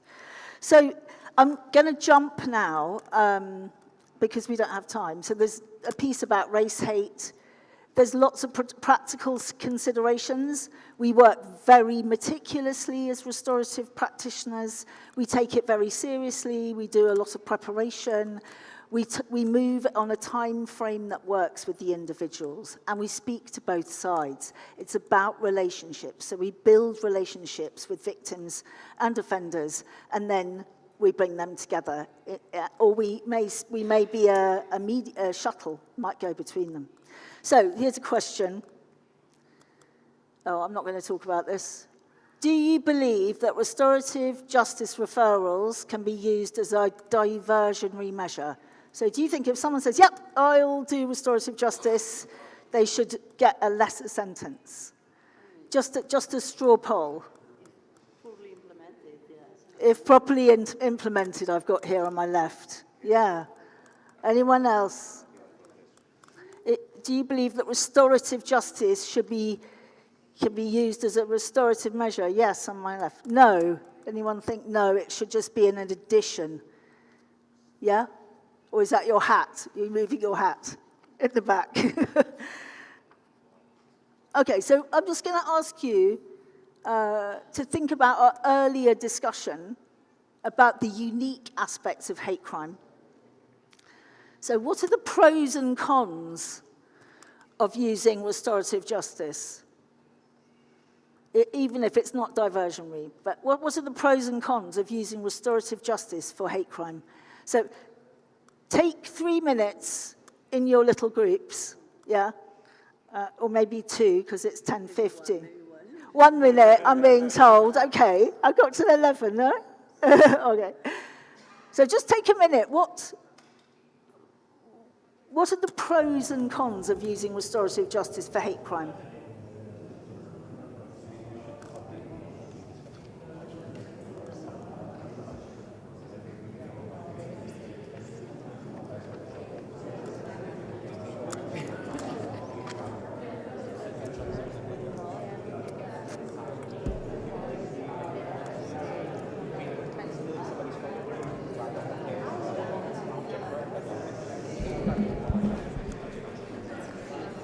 Oh, I thought you were going to help me.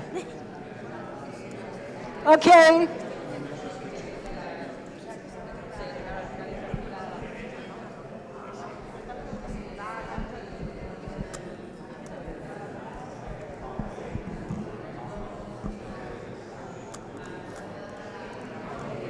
Okay, let's come back together. Let's have some positives. I'm sorry it's so rushed. What is a positive aspect of using restorative justice? So? Yo creo que es barata. Y es mucho más rápido. That it is cheaper than the... Oh, cheaper. Cheaper, yes. Más rápido. And faster. I love it, yes. Cheaper and faster. Okay, let's listen. Oh, so we've got a pro is it's cheaper and faster. Love that. Any other positives about restorative justice? There's a lot of talking here. Here? Positives? De momento. No. Here? Oh. Ah, sí. Here. Para mí lo más, yo soy bastante ajena a este mundo de justicia y de fuerzas y cuerpos de seguridad del Estado, pero de todo lo que estoy escuchando estos días me parece que lo más importante es la comunidad, los valores que se transmiten desde la comunidad, porque al final es el caldo de cultivo en el que se van educando las nuevas generaciones, además de las que ya estamos. Education y valores, los valores young people and values. Yeah, lovely. Thank los you. valores humanos, Human values. la ética, Ethics. la ética. Love it. No sé cómo explicarme. Yeah, that's great. Right, what are the negatives? What might be the concerns? Yes. Creo que con la justicia reparativa se consigue el que la víctima pueda encontrar una explicación con el agresor y que el agresor lo hace en algún momento por mera diversión y al ver a esa persona cómo se siente puede hacerle reflexionar y se puede solucionar muchos conflictos en esta sociedad tan agresiva. Oh, good. Yes. Just a minute, yeah.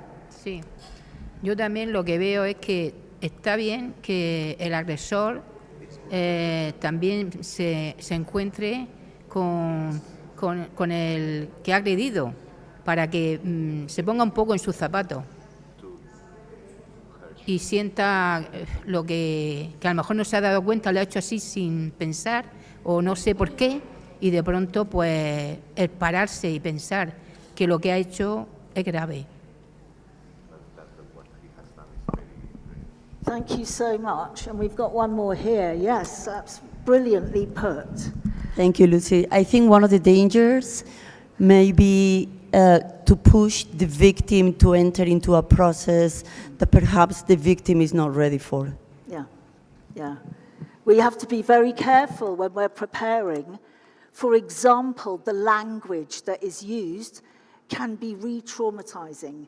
So if, for example, someone is misgendered in a meeting, that can be a way of being hateful and harmful again. So we were very meticulous about how we proceed. Here is a list, one of the issues we have with the intersection of the traditional justice system is that if it is often mandated, things are mandated. So what we look for is a mandated referral. So it's a mandated referral to restorative justice. It's not restorative justice itself. And then you need a really good restorative trained team. I'm not going to go through this, we don't have time.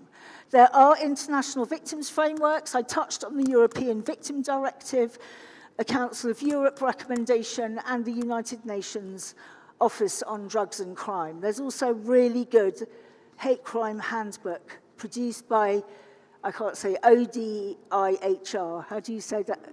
How do you say it anyway? The Office of Democratic Institutions and Human Rights. Spain, hey. You have a criminal code providing against hate crime, and RJ is provided by some of your autonomous communities, namely Navarra, Catalonia, Basque Country and Andalusia, and you can use restorative justice for hate crime. These are some of the organizations. How impressive is that, really? And yet, here in Salamanca, we don't, or from where you come from, it appears there isn't a lot of information and knowledge about it. So it's patchy. This is the thing I ask often, is there anything that what's been squared off? You can just make a mental note. What's circling still, like questions you've got? And a gem you're taking away. So can I have a couple of gems that you're taking away, maybe, today? Like what's something new? I think for me was like voice, when well implemented, the process, that pathway, gives victims a voice that they didn't have before. Yeah, that gives victims a voice, great. Dignity. Yeah. Anything, anyone else, or what's still circling? Oh.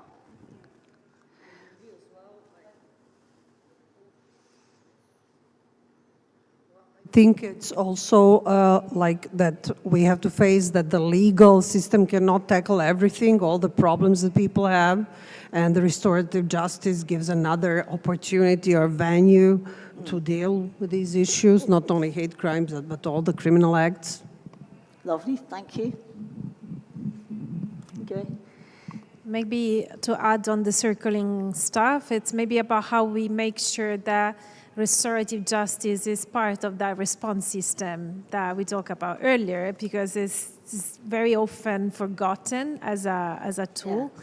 Yeah. And maybe what can be done also, by international organization, EU organization, because we see that much of the encounter, of the connection happens also because of the push from EU institutions. So maybe how we can, have more opportunities to explore these connections. Yeah, I mean, thank you for that, Melissa, because my belief is it should be every single crime, restorative justice can be considered. Both the victim and the offender should be referred to a restorative service, unless they're a psychopath or a sociopath. And also just it may not be the right time for the victim if they are very ill or very unwell as a result. And we should always respond, in my view, it's not to restorative justice, yes, and how can we make that work? How can we get to more people? So my name is Lucy Jaffe. I am representing the European Forum for Restorative Justice. There is lots of information. We do lots of training, and there's some very skilled practitioners in our network. So if you want to reach out, that's where I am. Thank you so much for today.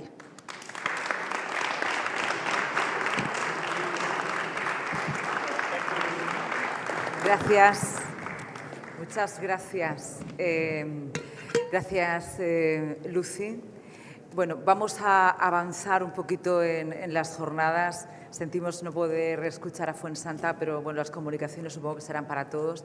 Por cierto, quería saludar a todos los inscritos que nos están siguiendo desde algún punto del mundo, ¿no? También desde Europa. Muchísimas gracias a las personas que estáis online. Comunicar también que tenemos la expresividad, el lenguaje, en este caso artístico, contra el delito de odio, contra la infradenuncia de nuestro artista, de Eduardo Tomás, que lo que está haciendo es una obra inspirada en todos los discursos, en todas las opiniones que se están dando en este foro, porque sabemos que el silencio no solo se rompe con palabras, también se rompe desde lo artístico y emocional. Con esta intervención vamos a cerrar el primer bloque de la mañana, en la que hemos dado paso al marco europeo general de la infradenuncia, de la justicia restaurativa y de su aplicación práctica en los proyectos europeos. No, thank you, Lucy, for your intervention and taking us through restorative justice and how it can be implemented alongside formal legal systems, and that always puts the victim and people at the center of the approach. As she said, we are unfortunately going to have to skip Fuensanta's presentation. I know she's very disappointed about that. But for the sake of time, we'll go for the coffee break now. But I'd ask if everyone could be back by 11:30 as we still have 2 more roundtable discussions to close off the day. So thank you. We'll see you soon.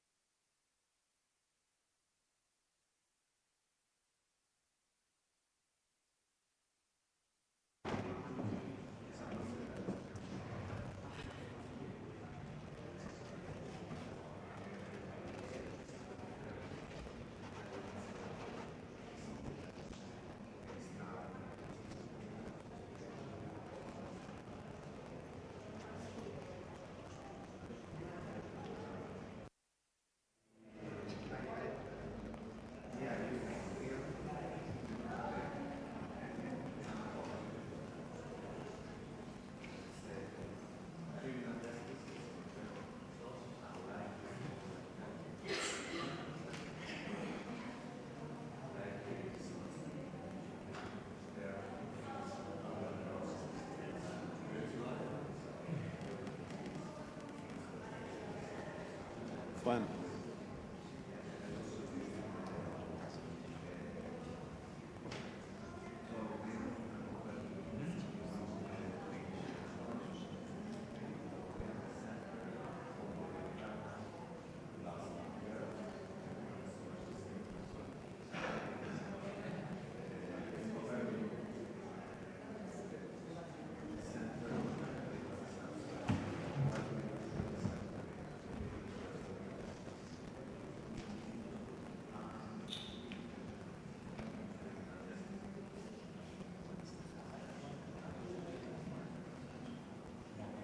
Fun. Fun. Fun. You'll let us know when we start.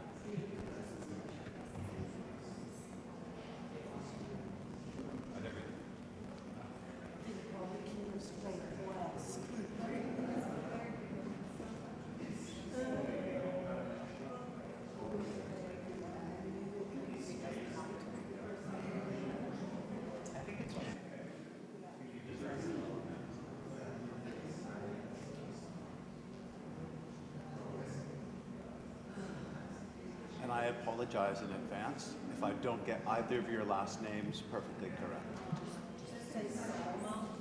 I mean, I'll try, but I'll try not to completely butcher it.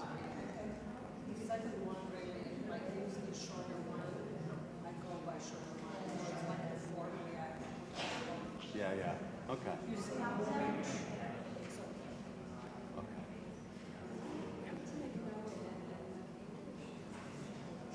There should be a transliteration. Yes. Great, thank you.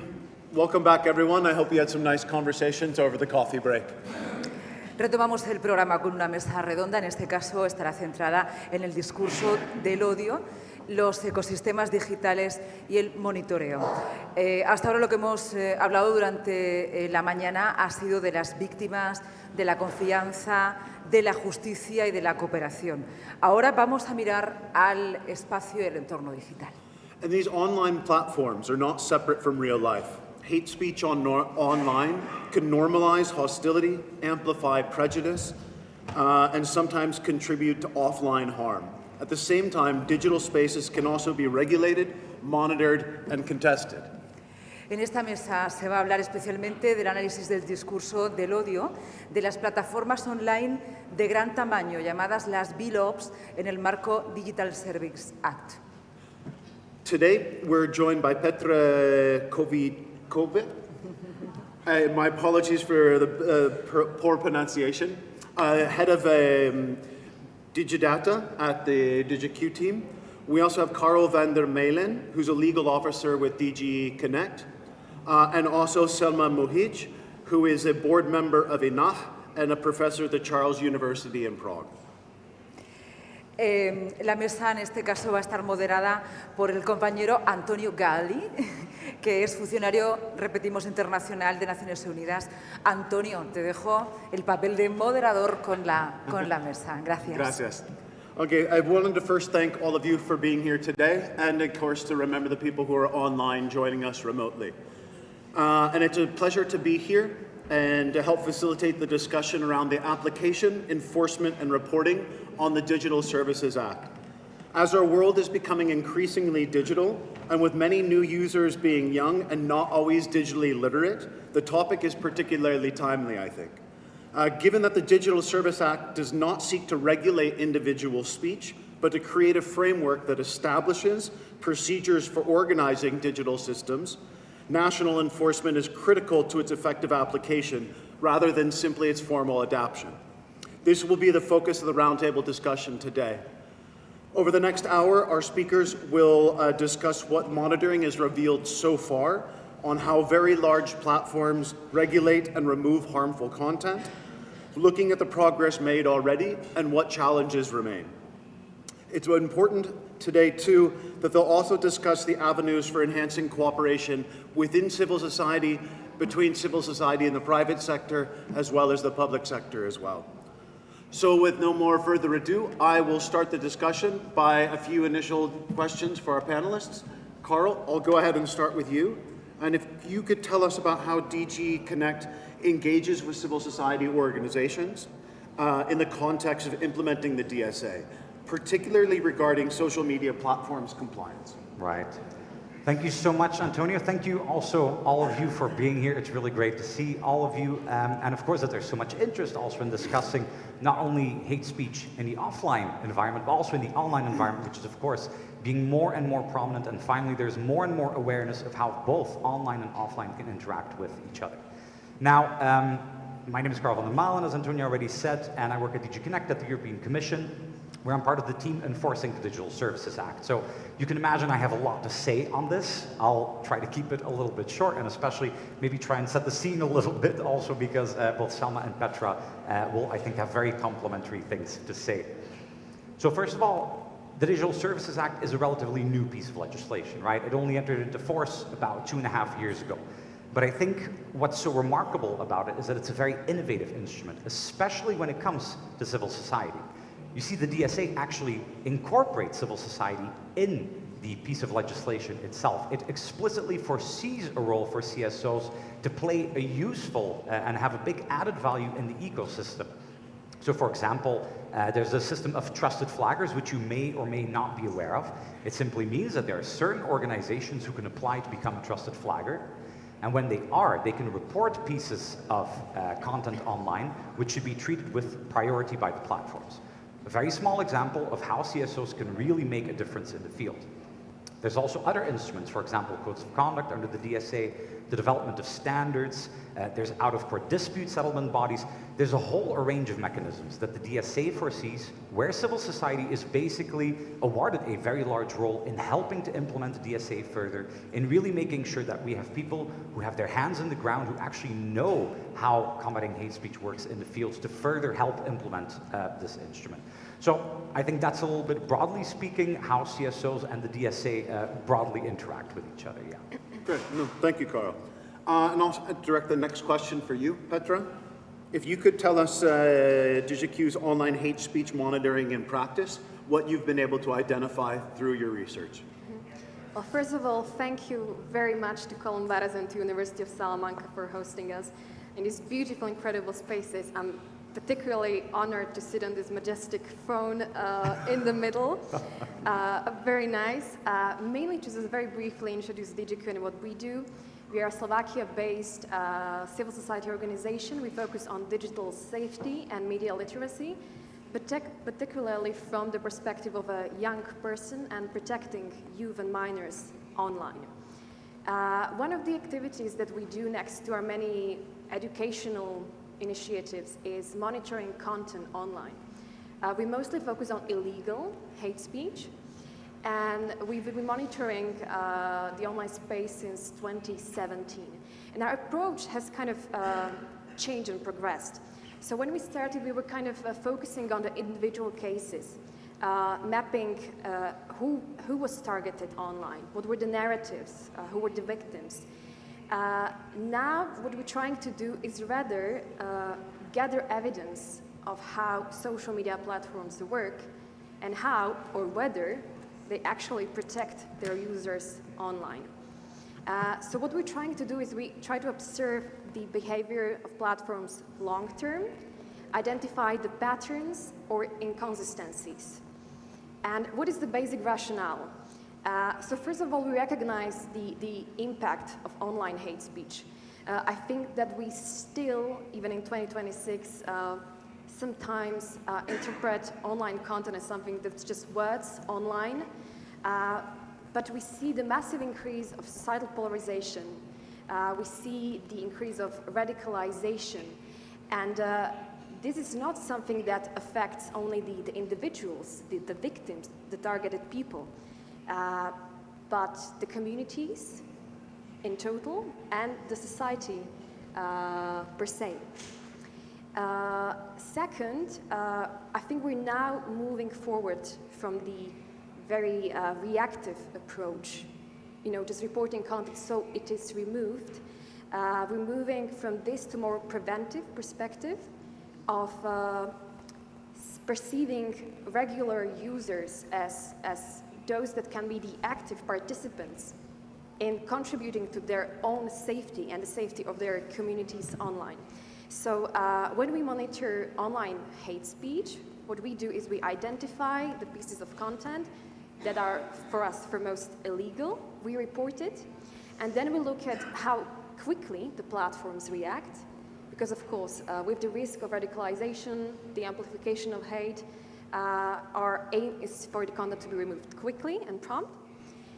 We look at how the platforms communicate the removal, the assessment, and so on. And then we look at the actual removal. Was the content removed or not? And I think this is just the basic for the beginning, and I'm very happy to talk more deeper on the results. Perfect. Thank you, Petra. No, and Selma, could you tell us a bit more about the SafeNet project, its structure and objectives, and what it's allowed us to observe so far? Okay, so I first also want to thank Columbares for inviting me here, and I'm really impressed by Salamanca. It's so beautiful. And also to thank all of you and Spanish people for being interested in this issue, and that we are now here discussing it, and also my international colleagues. So first, like briefly, I just want to say that I'm a board member of the International Network Against Cyber Hate, which is an umbrella organization with more than 30 organizations, not only in European Union, not only in Europe, but around the world. Some of the members of this network are here and here. I can safely say that more than 20 years ago, our founding members were actually the ones who introduced this issue at the time when nobody believed this was going to be an issue. Like, you know, some words in ether, some words in the air, or something like that. They haven't lived, unfortunately, to see how this has become now the part of legislation as well. And I also teach at the university, Charles University in Prague, and a lot of my teaching is about human rights, where I specifically also address hate speech, and part of it is anti-Roma racism, because anti-Roma racism is one of the biggest issues in the Czech Republic. Now, having said that, I coordinated a project which was called SafeNet, which ran until 2024-25.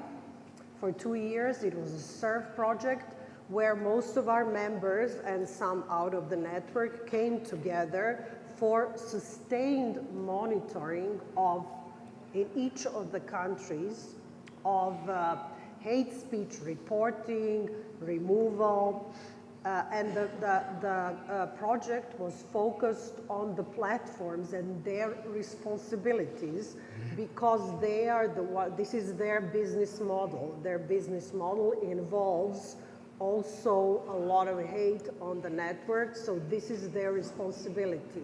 And our idea, which I think is very valuable, was to create a strong advocacy position, which was possible because we were in this project. The European Union was behind our back, and therefore a lot of platforms representatives actually felt obligation to talk to us. So therefore we also had like advocacy roundtables with representatives of the platform, where you can ask them to their face. Like, look at this example. For example, I don't know, gas all gypsies. Why didn't you remove this? And of course, to a certain degree, they try this corporate jargon, like, you know, we have this, but in the end, it's really, you can see how they think, and you can see that they see also there is some pressure from the other side, and very often they remove it. And also then what we realized, because we had this enormous number of languages and sizes of territories and the hate speech issues, that, for example, in some cases, the reporting channels, reporting models, and reporting forms do not make sense.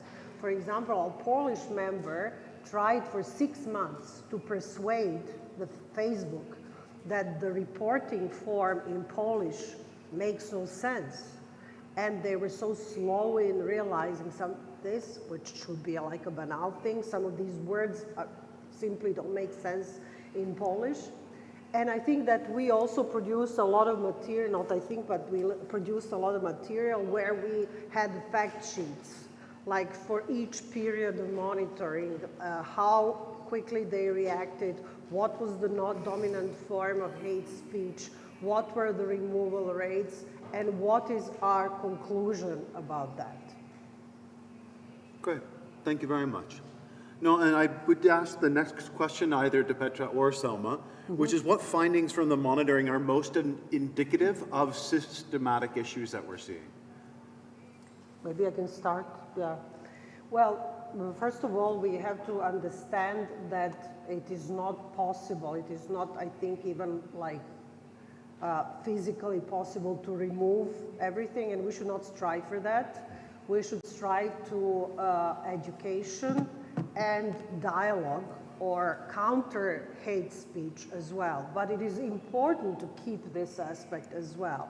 And the most systematic conclusion from this is if there is no pressure coming from civil society and from other, let's say, European and national bodies, there will be no reason for platforms to deal with hate speech. And they don't really see this as an issue. It's more like it's bothering them that someone is constantly asking them about it, but that's the reason why we should increase our questions and our pressure. And the problem is that hate speech also brings a lot of attention, and they are the merchants with attention. So like their business model has this defect that we have to deal with through civil society activities. Yes, I would emphasize what Selma said about finding the systemic solutions. Yeah, so this is not about removing the individual pieces. This is gathering evidence on how the platforms work, what does not work, what can improve. And this is to either inform improvement of tools on the side of the platforms, or for us, or the institutions, to have something as evidence for advocacy. And so as I mentioned, we report mostly illegal content online, and we look at the removal, we look at the reactions, and how the platforms inform the users about what happened with the content. And I would maybe highlight 3 systemic issues that we see emerge consistently. First, as you can expect, we see very low levels of removal, which is particularly stressful when we talk about illegal content that contains incitement to brutal violence, incitement to genocide, dehumanization. Yes, we don't talk about nasty comments or toxic comments. This is really illegal content, often using, getting back to Nazi practices, brutal violence, torture, and so on. But we see that the results are this grim for regular users. When an expert organization reports hate speech, the content is very often removed within minutes. However, if this is not the case for regular users, who sometimes spend months or weeks waiting for anything to happen. Maybe just as an interesting fact, although very depressing, we conducted an exercise where we reported hate speech as regular users, and the median reaction of Facebook to content is inciting to violence, to armed violence, was 42 days, right? So you report a comment sending a community to gas chambers, and it gets removed after roughly 6 weeks. In the meantime, the content spreads everywhere. It spreads to fringe platforms, different channels, and so on. So what we see here is really an unequal treatment from the platforms. The expert organizations are given the prioritization. This is great news. However, the regular users don't have the tools to contribute to their own security online. Also, something that strikes me all the time is the very inconsistent behavior that platforms have. We see huge differences between countries. This was one of the results of SafeNet. Let's say we saw that in Lithuania, the cooperation with YouTube worked fantastic. This is an example. I don't know the exact numbers. Let's say 90% of the content was removed quickly. We saw in Slovakia that it was about 4 to 5% of the content that was eventually removed, yes? These differences cannot happen, otherwise it's not a systemic measure. We also see that the approach of platforms changes over time. And this is an issue, right? If the platforms want to propose tools for moderation, they should not work in June and then do not work in July. Yes, this has to be tools that are reliable and contribute to the safety in general. No, thank you very much. No, and it makes me think of a question I wanted to ask Carl. How is the issue of consistency of enforcement addressed under the Digital Service Act? Given that we've seen a number of platforms, their application is uneven, fluctuating across countries and across time. Yeah, this is, I think, a bit the million-dollar question in some respects. So let's also go a bit back to basics, right? Digital issues in many contexts are borderless. You know, even though a piece of hate speech may originate in one country, a lot of times it very easily spreads to other contexts. And this is obviously what makes tackling digital issues often so difficult, this borderless, kind of like ethereal nature of this kind of content. Now, the EU has previously tried to tackle this in some respects. You may still remember the GDPR, dealing with data protection, and there you could see that still a lot of responsibility was left with the national regulators, which is fair enough, but it also created rather a lot of fragmentation. I think the DSA honestly has learned a lot, and I think the DSA improves, broadly speaking, in this by creating much more coherence. Because the way the DSA works is that if you have a platform that has more than 45 million users monthly, it's a so-called very large online platform or very large online search engine. And then it's the European Commission that actually acts as a supervisor for this kind of platform. We're talking here about Facebook, Instagram. We're talking also about, for example, YouTube, but also Temu, also X. So a lot of the really, really large platforms that I assume many of you in the room also use on a daily basis. So the European Commission is the one who does the enforcement and the supervision towards these very large online platforms.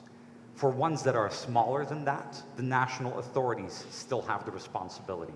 So for example, if there is a platform that has its headquarters in Spain, well then, and they have less than 45 million monthly users, then it's the Spanish Digital Services Coordinator who enforces them. I think the system makes a lot of sense, because also, as soon as you get to this threshold of 45 million monthly users, that's when you really see these systemic issues becoming increasingly drastic, and you also see that context spreads a lot more quickly. So, I mean, just to very briefly sum up a little bit, I think that the DSA does a very, very valuable job of creating more coherence by entrusting the European Commission with this enforcement towards the very large online platforms and still having national authorities take care of the somewhat smaller platforms. Besides that, we are also constantly in contact with each other. There's also so-called DSA boards, where all the DSCs come together very regularly. The Commission also talks to all the digital services coordinators. In this way, we really try to make sure that there is coherence, that there is no fragmentation, because that is exactly what the DSA tries to do. One uniform rule book to make sure that every citizen all across the Union can feel safe online. All right, thank you. And maybe Selma, going back to the issue around cooperation and looking at these ecosystems around hate speech, how should cooperation exchange with platforms be approached? And is there really the space for a sustained cooperation? Well, the sustained cooperation is dependent on funding, and funding is dependent on the political situation. So in many countries in the European Union, we know that there are various restrictions or even kind of like non-recognition of the issue of hate speech. And in that sense, I would just like here to say something which is very important, that when we talk about hate speech, we are often criticized by saying that we are limiting freedom of speech. And this is an important argument to understand and address. And I would use here the words of our Greek member who said, we fight against hate speech not because of speech, but because of hate. So therefore, I would just like to stress that, yes, this is extremely important, and we as civil society organizations are a little bit worried that the new structure that is emerging with the DSA is not taking care of, let's say, grassroots civil society organizations, but just the ones that will get the status of the trusted flagger. In some countries, it is not really, how would I say, we can't trust the authorities to make this decision. And when they choose an organization to be a trusted flagger, it can be a quasi-NGO or quasi-civil society organization that has no standing in the community, so who is going to be then responsible for that? So I think that on the one hand, I mean, this project that we had was, in my opinion, the way to go forward so that people have time and means to focus systematically. And especially now when the platforms are obliged to provide the transparency report, I think it's extremely important that you have someone who will create a shadow transparency report and say whether what they claim, because all of them are going to claim in their long reports that they are doing what they have to do. They're not going to say openly we are breaking the law.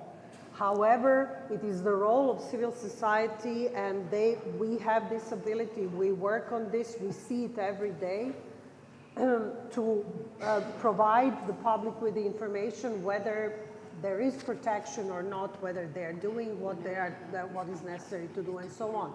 So, to be very brief, I think that in general, like the public in the European Union and individual countries should ask for this, to have this watchdog who is going to kind of like monitor the whole process. So what is the Commission doing? What is the law doing? What are the digital coordinators doing? Like, for example, in the Czech Republic, it is the Czech Telecommunication Office.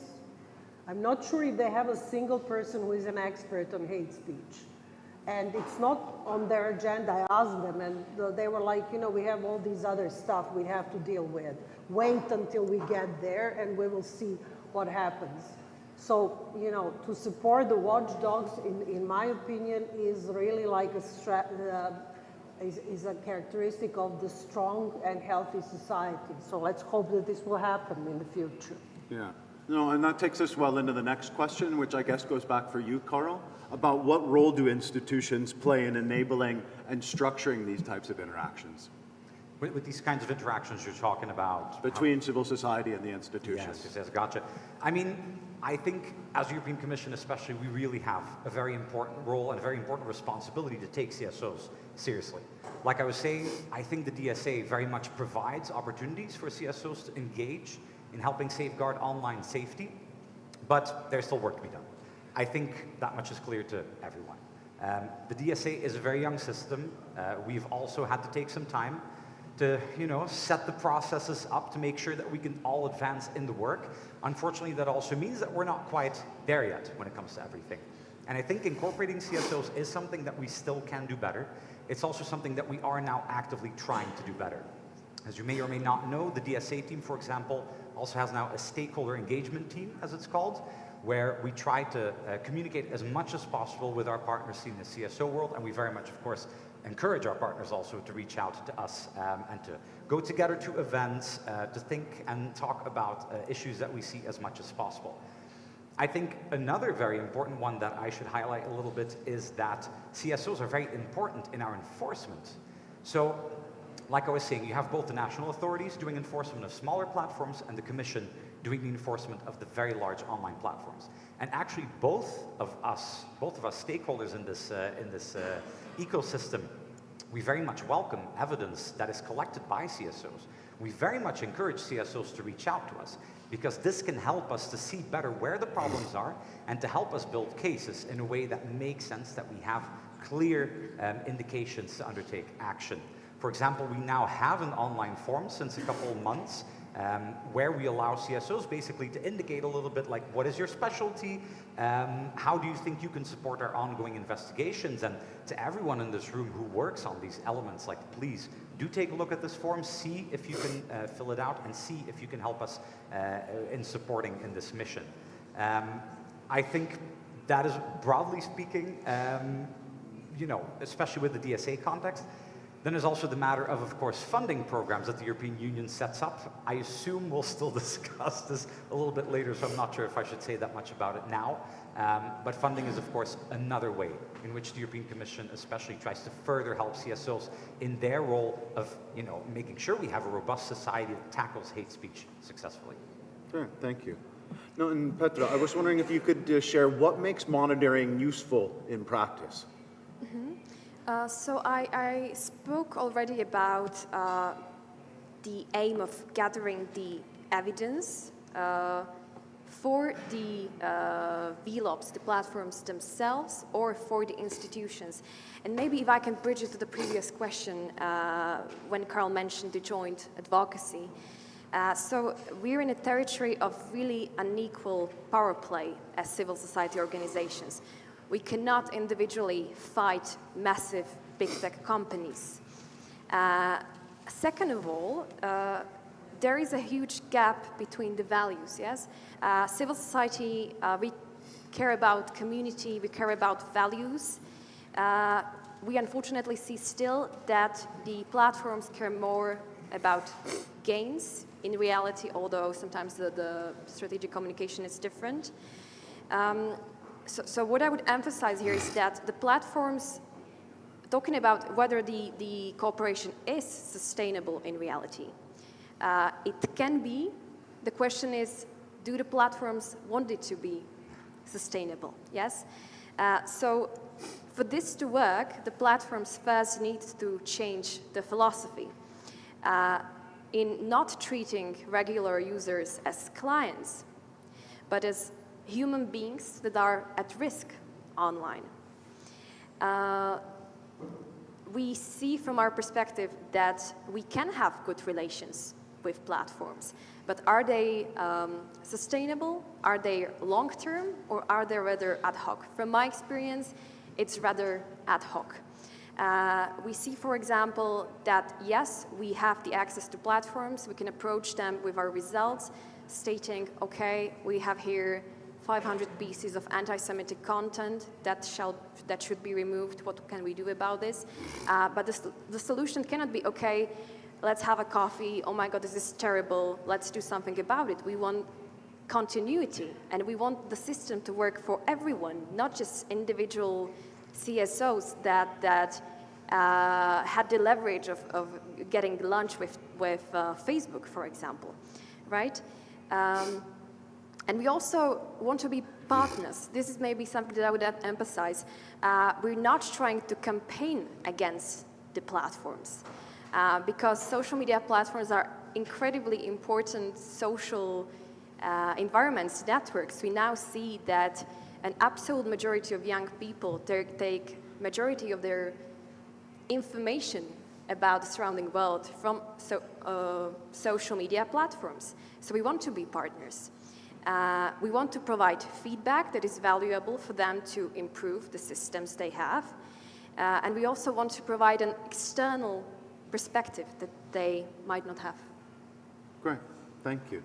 And just kind of as a follow-up question, maybe you first, Selma, to what extent can reporting hate speech really function as an effective tool? Yeah. Well, I can honestly say that this effectiveness is very limited, but like many other human things, it doesn't mean we should give up. On the contrary, we have to do things which are not popular. We have to do things that we are not in the position to change completely and systematically. We have to do this incremental change which happens within the civil society, step by step, inch by inch. a little bit, negotiate here, you know, do some other stuff here, report there, and so on. And for me, again, it is important to separate two things. Number one are the users who produce hate content on individual level. So not the politicians or other influencers or people who have high position in the society, but regular users. For them, I think it's really necessary to work with them. It's really necessary to come up with this counter strategy, to invite them back into the non-hateful community. And then we have platforms. Platforms are responsible to us. Within the corporate social responsibility, the concept that exists, they make profit on us. We are their profit. So therefore, we have to ask them to be responsible, and for that monitoring, if sustained by what I described as this model of CSOs being funded to do specifically this, not as one spin-off of some other project, but this what they should do to become their main work, main job, and make the platforms face civil society and us as citizens and show that this responsibility is taken seriously. So even in the case of X, which originally when changing from Twitter to X, just disappeared their contact person. There was nobody you could contact. After a certain period when they felt this pressure, came back to their senses and started negotiating again. It's a different thing when you show them and, you know, face this. Why are you profiting on this? You know, then you can have some kind of change, in my opinion. Great, thank you. And I think I'll direct our last question back to Carl. And I would ask, how can expectations around relevant evidence be better aligned in practice under the DSA? And what is still missing for monitoring outputs to meaningfully support oversight and enforcement? Yeah, I mean, this is not a very easy question to answer, as you can imagine, because there is no such thing as like perfect evidence necessarily. I think what's necessary, especially under the DSA, which deals with systemic risks more broadly, you know, which deals with large concepts, it's not necessarily about individual pieces of content. Rather, it's about being able to consistently show that something is going wrong somewhere. That is what the DSA is trying to tackle. It's not concerned necessarily with the minutiae, it's rather concerned with the overall picture, the overall effects and repercussions that it can have on our society and on users online. So I think when then thinking about the role of CSOs in this, I think the main point is basically to encourage very much consistently, starting from your expertise, whether that is on focusing racist content, whether that's on focusing on anti-Semitic content, and really just, you know, focusing on what you can find, getting into touch also with the European Commission and with the national authorities, and as much as possible trying to deliver us evidence of things going systematically wrong. For us as the Commission, we need to see where this fits into the bigger picture, because of course we try and come to a very holistic conclusion whether something is going wrong on these platforms or not. And then based on the powers that we have under the DSA, we can start an investigation. And that's, you know, the start of a long road ahead. You may have seen that, like in recent months, we have come to our first 2 big fines. So in December, we delivered a fine to X of 140 million euros for several reasons, but I think for this panel, maybe it's most important to talk about a lack of access for researchers to the data on the platform, and also a potentially misleading use of the blue checkmark system. And then last week, or was it 2 weeks ago, time flies when you're working in these circles, we fined Temu for a 200 million euro fine regarding illegal products, especially being present on their service. So I just want to tell you a little bit that enforcement under the DSA is starting. Enforcement under the DSA is picking up steam. You'll have to forgive us that it took us a little while, but also we need to build the procedures to make this happen. We need to build our cases. We need to make sure they are waterproof, because of course, as you can assume, these platforms, when faced with a fine, will also try and appeal where possible, which is absolutely their right. We cannot, you know, be angry at them for that.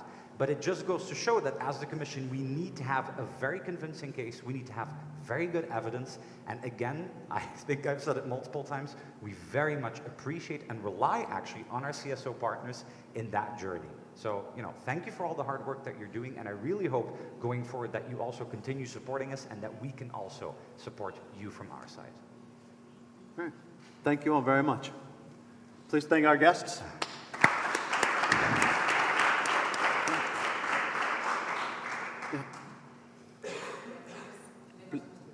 Yeah, no more questions. Muchas gracias, Antonio. Mientras bajan para dar paso a la próxima mesa, vamos a aprovechar unos minutos para charlar, brevemente, mientras suben el resto de invitados y ponentes. Thank you very much. Nice to meet you. Thank you very much. Tenemos toda la mañana con nosotros y nosotras a Eduardo Tomás. Estuvo también en la jornada de ayer en un congreso como este que estamos realizando en Salamanca, donde se está hablando de la necesidad de romper el silencio para combatir los delitos de odio. Somos conscientes que el silencio no solamente se rompe con palabras, y también desde las artes escénicas, desde la pintura, desde la música, el lenguaje artístico, son otras formas de comunicarnos. Cuando hablamos de delitos de odio, estamos hablando de comunicación violenta y agresiva, y hay una forma pacífica, empática, que tiene que ver con la comunicación que construye. Durante toda la mañana ha estado aquí pintando un dibujo que además él no traía preconcebido. Él, según lo que vaya escuchando, pues así pinta, tiene un lema. Eduardo, me gustaría mucho que nos contases. Mientras pueden ir subiendo los ponentes, ¿no? sé. Están No sé poniéndose cómo las diademas. Bueno, pues mientras hablo un poquito con está bien. Eduardo, porque queríamos que nos contaras, buenos días. Bueno, háblanos un poco de lo que estás haciendo. Como veis, el dedo índice siempre ha representado el dedo de la voluntad. Hágase mi voluntad o hágase nuestra voluntad. Es algo que, bueno, que además está con el corazón en el dedo, no está rompiendo como ese mensaje de esa flecha y tiempo. Y es un mensaje muy sencillo, ¿no? El amor todo lo vence. ¿Y la flecha? La flecha sería pues la flecha que se te va a clavar en el corazón, ¿no? Cuando se meten contigo por cualquier cosa que tiene que ver con el odio, ¿no? O te lanzan un mensaje de odio, es una flecha que se te clava. No es física, pero es simbólica. Es punzante. ¿Vale? Y puede doler hasta más, ¿no? Y bueno, pues eso, el amor todo lo vence. Bueno, ¿está terminado? No, pero casi. No. Va a terminar cuando acabe todo el estoy congreso. Estoy muy cansado, pero bueno. Bueno, porque los artistas también se cansan, claro. Efectivamente. Bueno, pero lo estás haciendo conforme vas escuchando los mensajes que vas trayendo. De hecho, no traía la idea Ya. pensada. Ayer sí que llevaba un poco más la idea. Pero hoy no. Bueno, Además, hemos estado hablando de entornos digitales, digital con el dedo, ¿no? Cómo nuestro dedo puede cambiar los diferentes discursos de odio y transmutarlos en otros No discursos. había pensado así, pero es otra lectura. Yo lo he pensado, lo he visto y digo, ya está, digital. Bueno, pues nada, mira, si evoca cosas y hace que la Yo gente creo que sí, reflexione, ¿no? Creo genial. que tiene mucho que ver con lo que está haciendo. Bueno, ¿te dejamos seguir pintando, aunque estés cansado? Vale, bueno. Muchísimas gracias. No sé si podemos dar paso a nuestros siguientes invitados. Es la última mesa ya, la que vamos a ir charlando, y con ella finalizaríamos esta segunda fase del Congreso que nos ha reunido aquí en Salamanca. Vayan tomando asiento. Muchas gracias a las personas que... Podemos empezar. Venga, podemos Yeah, they can empezar. please come up and take their place. Sí. Vale. Vale. Bueno, le comentamos sobre todo a la gente que nos está escuchando, a la audiencia que nos está escuchando fuera de Salamanca, los que están online. Están tomando asientos para la mesa de cooperación multisectorial, poniéndose los micrófonos para dirigirse a ustedes y también permitir la traducción.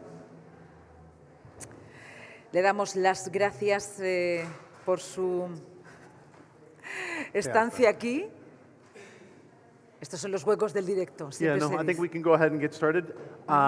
We're just getting the rest of the speakers up here. I just wanted to say that whether we speak about online hate, hate crime reporting, victim support, or restorative justice, one idea keeps coming back, that no single actor can respond to this alone. So I think this is a good segue into our next session with the different speakers. Esta es la última mesa de la mañana, se centra precisamente en la cooperación multisectorial, en los delitos de odio, en cómo cooperar las diferentes fuerzas de seguridad, la sociedad civil y las instituciones públicas, así como las diferentes redes europeas y los organismos de formación. Great. We're very pleased to welcome, and again, I have the thankless task of trying to pronounce people's names, so my apologies for maybe not getting them correctly. But we're welcome to have De Monte. How do we spell the last name? De Monte? She's the one who's online? Okay, perfect. De Monte, the Director of Human Rights, the Monitoring Institute, Maria Montesarte Maria Lopez, the Chief Commissioner of the National Police Station in Palencia, also Elena Colas Fuentes, the Head of Section at the Spanish National Office for the Fight Against Hate Crimes, and Robert Buzaki, who's a legal officer at the Hutter Society, and finally Paulo Dominguez Santos Vaz, who's counterterrorism portfolio at CEPOL. Thank you all for being with us, and over to you. Bueno, esta mesa va a permitir cerrar el foro con una mirada práctica que va a poner qué tipo de cooperación necesitamos para las respuestas frente al odio que sean más eficaces, más accesibles y más humanas. ¿Quién empieza?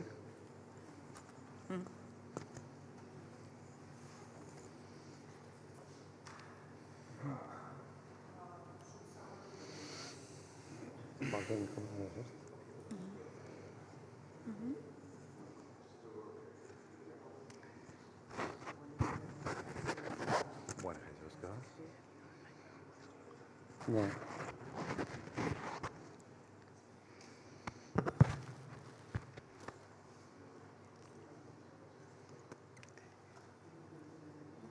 Okay.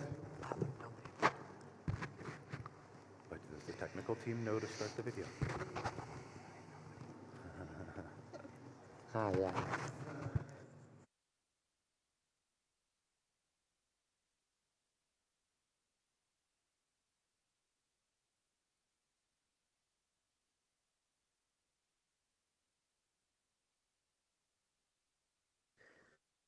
Good morning, everyone.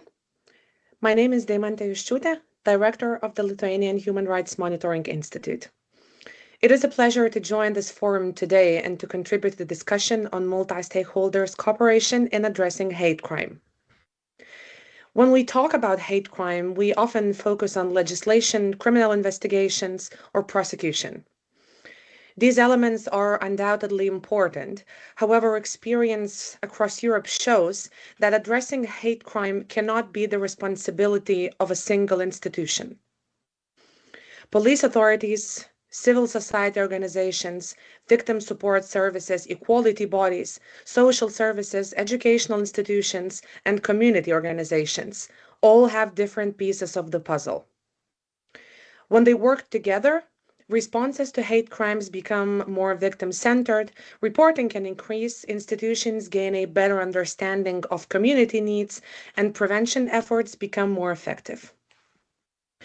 Today, I would like to share an example from the Baltic region, the Pongo Project, police and NGO cooperation to combat hate crime and hate speech, implemented between 2018 and 2020 by human rights organizations from Estonia, Latvia, and Lithuania. The project emerged from a common challenge faced by all three countries, and the central idea of Pongo was simple. If we want better outcomes for victims, we need stronger relationships between the institutions and the organizations that interact with them. In 2018, Estonia, Latvia, and Lithuania faced several challenges. First of all, hate crimes were significantly underreported. One of the reasons was the lack of recognition, that being many victims did not identify incidents as hate crimes. Also, victims often did not trust authorities. Moreover, police and other law enforcement officers lacked specialized knowledge regarding some victim groups, as well as reliable data on hate crime and victimization. Furthermore, civil society organizations had direct contact with vulnerable communities, but limited channels for cooperation with law enforcement, resulting into various agencies often working separately instead of collaboratively. And finally, cooperation between NGOs, police, and victim support services was largely ad hoc rather than institutionalized. Basically, the challenge was not simply a lack of legal tools, but that key actors worked in parallel rather than together.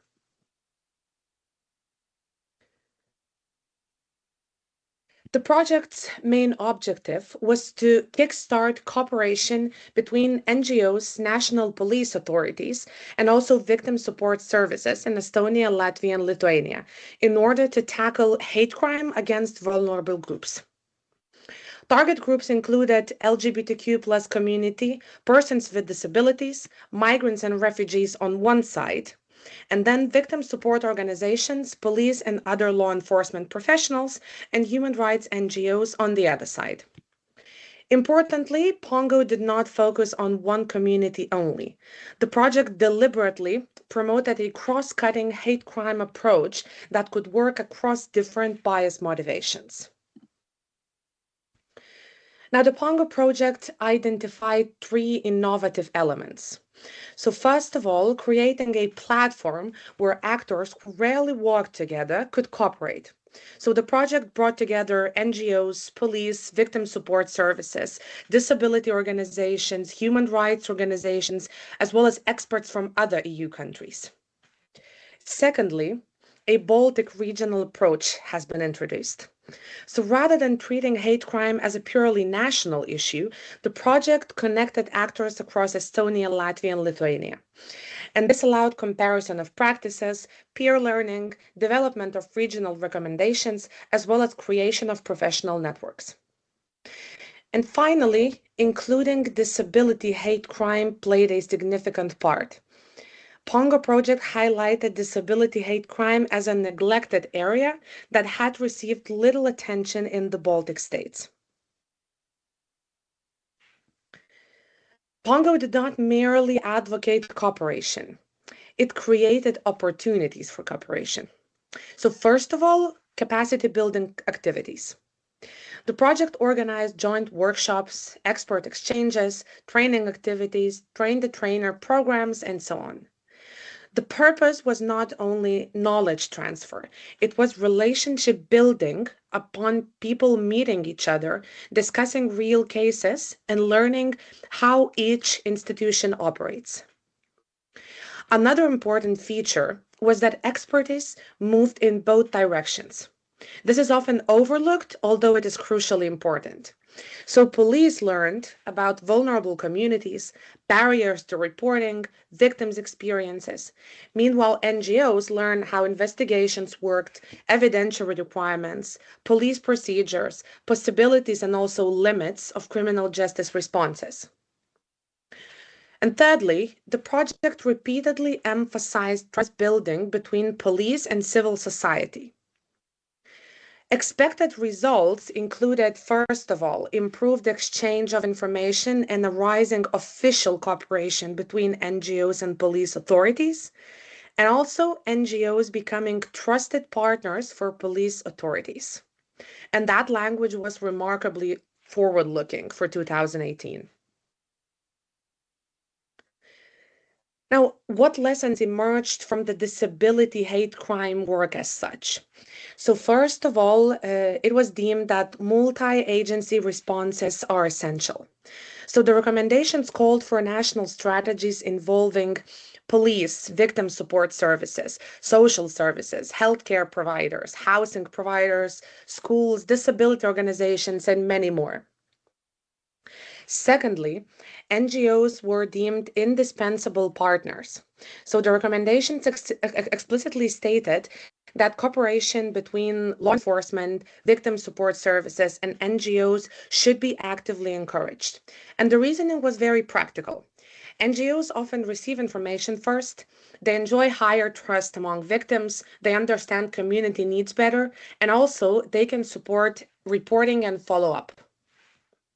And finally, another strong recommendation was that training should involve and ideally be even led by persons with disabilities and their organizations. So the broader lesson here was that communities affected by hate crime should not be treated only as beneficiaries, they should be recognized as experts. Even though Pongo ended in 2020, its core lessons remain highly relevant today. So first of all, hate crime cannot be effectively addressed by police alone. A whole system response is needed. Secondly, victim trust is a prerequisite for reporting. Thirdly, NGOs often play a critical bridge role between communities and authorities. Furthermore, cooperation should be institutionalized rather than dependent on some personal relationships, and Pongo sought to move from occasional contacts to structured cooperation. Moreover, communities affected by hate crime should, as mentioned, participate in designing responses. And finally, regional learning is very important. So Baltic countries did benefit from sharing experiences and adapting good practices even from elsewhere in Europe. Now, the research conducted in 2024 confirms that in terms of hate speech and hate crimes, LGBTQ+ and ethnic minority communities remain the most vulnerable groups in society. And the majority of such offenses, over 80%, occur online. We have some positive developments that are definitely encouraging. So first of all, we definitely see growing institutional awareness. So in 2024, 60% of police officers and 74% of prosecutors agreed that online hate speech targeting groups based on race, ethnicity, religion, sexual orientation, and any other characteristic is a grave problem in today's society. Even though the statistics are not there yet, compared with 2021, much more positive attitudes among law enforcement officers towards victims of hate crime and hate speech are identified. Furthermore, we see stronger cooperation mechanisms. The Ministry of the Interior Working Group on Hate Crimes and Hate Speech continues to meet regularly, bringing together law enforcement institutions as well as NGOs. And this ongoing dialogue between authorities and civil society has become a much more established practice than it was a decade ago. Finally, there is a growing expertise within law enforcement. Dedicated police officers continue to strengthen their competencies in identifying and investigating bias-motivating offenses. Training and cooperation activities and initiatives have contributed to greater recognition of vulnerable groups and hate crime indicators. Sadly, despite these growing awarenesses and sensitivity among institutions regarding hate crimes and hate speech, some negative trends remain. First of all, investigations of hate crime and hate speech cases are still sometimes affected by insufficient political attention and limited resources. Secondly, some victims continue to encounter stereotyping or insufficient understanding of the impact of hate crime. Now, trust building still remains essential for encouraging reporting.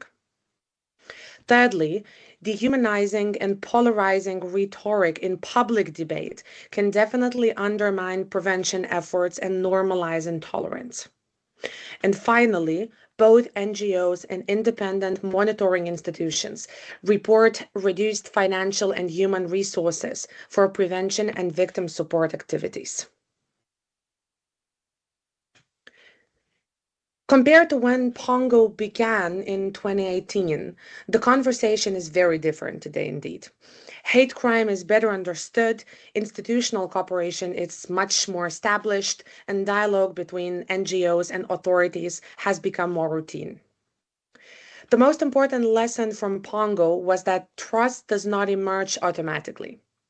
It requires regular communication, opportunities for joint learning, and a shared commitment to support victims.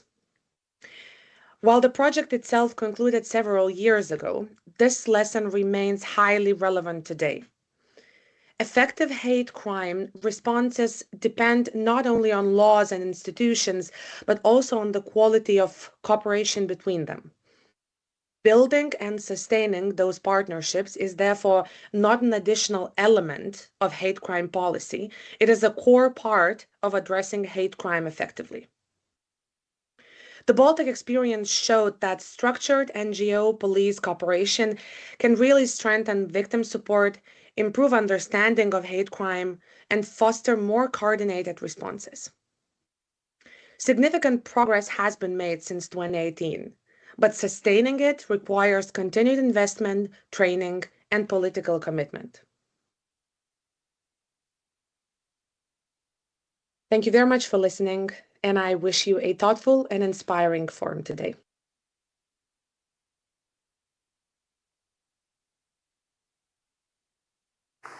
Great. And we'll turn over to our next speaker. We'll have Montse, if you will take us through the next presentation, please. Okay, thank you so much. Junapot Kivano to my colleague from Hungary.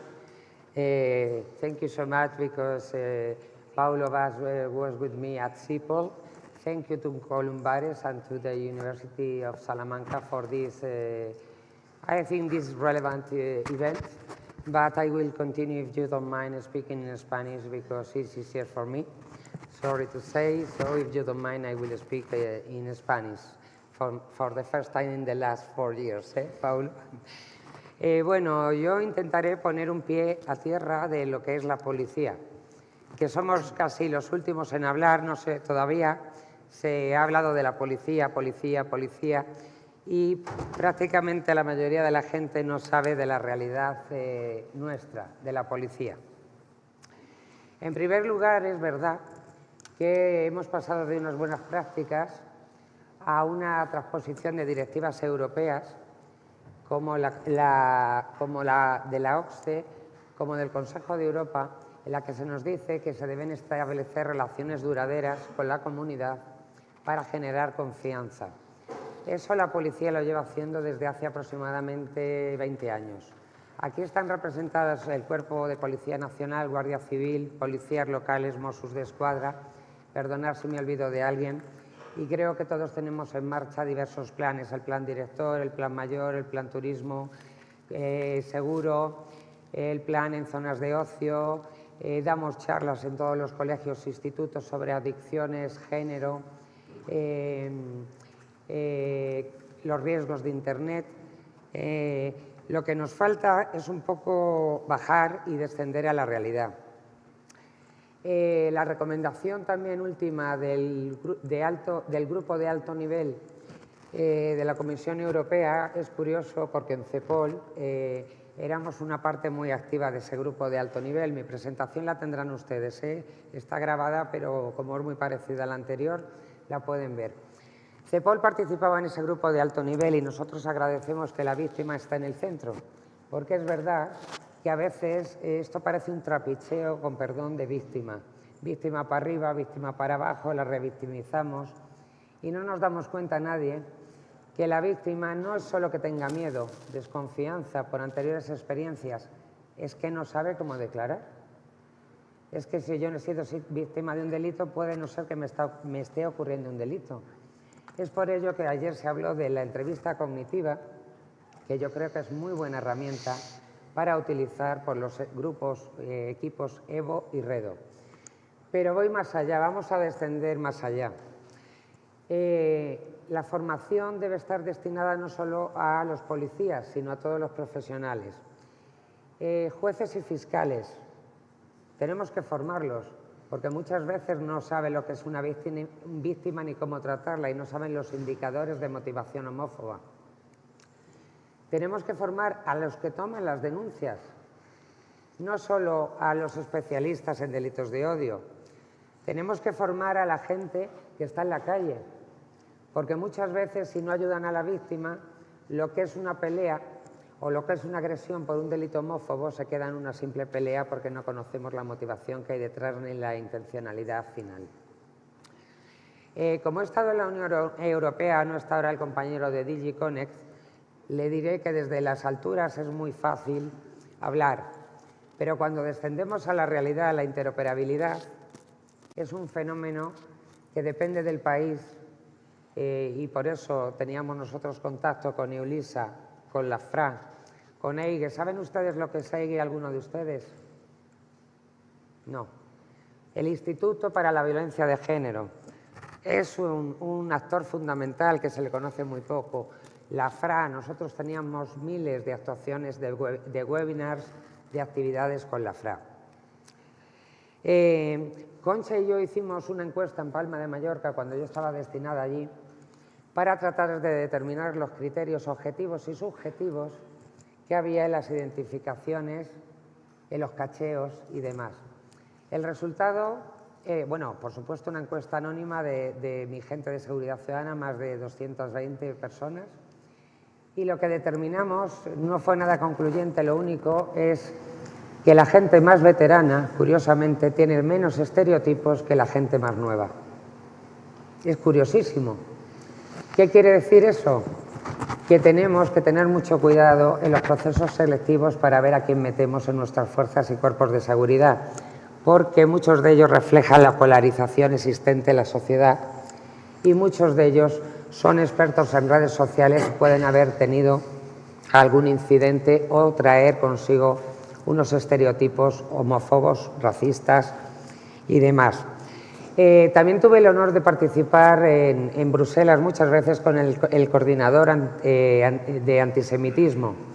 Me contó algo que no sabemos la mayoría de nosotros, eso es networking, y es que los judíos no están autorizados a llevar a la sinagoga dispositivos móviles. Por eso, y si alguien discrepa o no tengo toda la información, es lo que él me contó. ¿Qué quiere decir? Que en Turquía atacaron a una sinagoga porque nadie fue capaz de activar un protocolo y les mataron a prácticamente todos. Desde entonces, en todas las sinagogas del mundo existe una mera tablet y un centro de comunicaciones en Bruselas desde el que monitorizan cualquier tentativa de ataque a una sinagoga con tocar un simple botón rojo que tienen en una tablet. También debemos saber, quiero decir que las necesidades de las víctimas son muy diferentes. Una víctima judía denuncia entre un 10 y un 20%. Una víctima gitana denuncia casi nada. Aquí no se ha hablado de la comunidad china. ¿Qué sabemos de los chinos? Nada, nada. ¿Sufren delitos de odio? Muchísimos. Tengo casos en Palencia, que aquí está mi subdelegado, al que le agradezco mucho que me haya acompañado, del Gobierno. Y los delitos de odio empiezan con ese deslizamiento. Nunca es un motivo de odio, excepto autor conocido, como decíamos ayer, vecino, que te pega una paliza. No, los delitos de odio son sutiles. Tenemos un indigente al que atacaron en Palencia, le hicieron ponerse de rodillas y pedir perdón, un grupo de jóvenes, pobrecitos míos. Y es que decían que había incidentes previos con el mendigo. ¿Pero qué incidentes previos va a haber con un indigente? Seguramente les habrían metido con el indigente y les habrían mandado a la porra. Prisiones. ¿Qué conocimiento tenemos de prisiones? Ninguno. No nos dejan. ¿Qué procesos de radicalización hay en prisiones? Sabemos si hay peleas, si hay delitos homófobos. Institutos, ayer lo dije. La policía hace labor en los institutos, pero los directores de institutos no nos dejan, porque les quitamos alumnos. Si un instituto sale como un instituto donde hay incidentes de odio, lo primero nos estigmatizan a la víctima, nos la aíslan y a los autores les dejan impunes. Pobrecitos mis mozos de escuadra, que se les haya echado a la opinión pública diciéndoles que qué pintan en los institutos la policía. Como ustedes saben, la policía no puede entrar en la universidad si no es con autorización del rector. Quiere decir que poniendo el pie a tierra, por ejemplo, Frontex tiene para identificar, se ha establecido a quién para o no para Tienen 8 segundos los funcionarios de fronteras. 8 segundos para decidir a quién paran o a quién no paran. Por tanto, las necesidades de las víctimas exactamente son muy diferentes y muy desconocidas. Tenemos casos que no denuncian delitos homófobos porque son heterosexuales, tienen una vida paralela, no pueden denunciar que han sido víctimas de delitos homófobos, porque se enterarían sus mujeres o sus maridos. Tenemos personas que tienen vergüenza, efectivamente. Tenemos personas que tienen falta de información. Tenemos personas como el Secretariado Gitano, con el que tenemos particularmente en Palencia una relación de manual de buenas prácticas, que todas las denuncias que nos venían, yo y mi equipo, por supuesto, las hacíamos a través de lo que se llamaba el patriarca, que ahora es un mediador social. La policía tiene relación con chiquitos, la comunidad LGTBI, también para abordar esos problemas de ataques a transexuales o al colectivo LGTBI+I, también, que lo vamos a poner porque muchas veces no está bien dicho. Las preocupaciones de la víctima, creo que la policía tenemos muy claro, como se dijo ayer, lo que tenemos que hacer. El Estatuto de la Víctima siempre vienen acompañadas. Lo que es cierto es que por la noche no tenemos un equipo Evo Redo y sí es cierto que voy a hacer una pregunta aquí a todos los actuantes. Qué pena que no haya jueces ni fiscales a los que tenemos que enseñar. ¿Por qué no se hace una valoración del riesgo? Igual que se hace en violencia de género. ¿Por qué en violencia doméstica y en delitos de odio no se hace una valoración del riesgo? Si no estamos grabando incidentes, solo delitos, ¿dónde están los incidentes? Porque hay que distinguir comportamiento inadecuado, el filo del delito de odio y el delito de odio. ¿Dónde está el límite? ¿Dónde está el límite entre la libertad de expresión, nadie nos lo dice, y el discurso de odio? Yo misma estoy siendo objetivo de un discurso de odio feroz, simplemente porque me han puesto una foto con mi pelo azul y ya se me ha estereotipado como perteneciente a la extrema izquierda, al lesbianismo más radical. Su delegado, acompáñeme. Guarra, también soy guarra. Cochina, no me lavo el pelo. Soy una charocop. Quiero decir, estamos sometidos, pero algo que no se ha dicho en ese sentido. Gracias a las COPRAS, gracias a las comunidades de aprendizaje, gracias a proyectos como CISDO, gracias a proyectos como Healthy, gracias a las COPRAS, gracias a todos los que estáis aquí, que habéis aprendido a conocer a esas minorías vulnerables o tan vulnerables.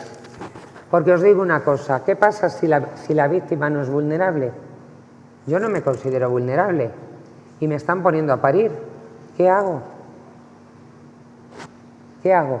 Si es que yo no me siento víctima, tendré que denunciar, por supuesto, para defender a la gente que sí se siente víctima.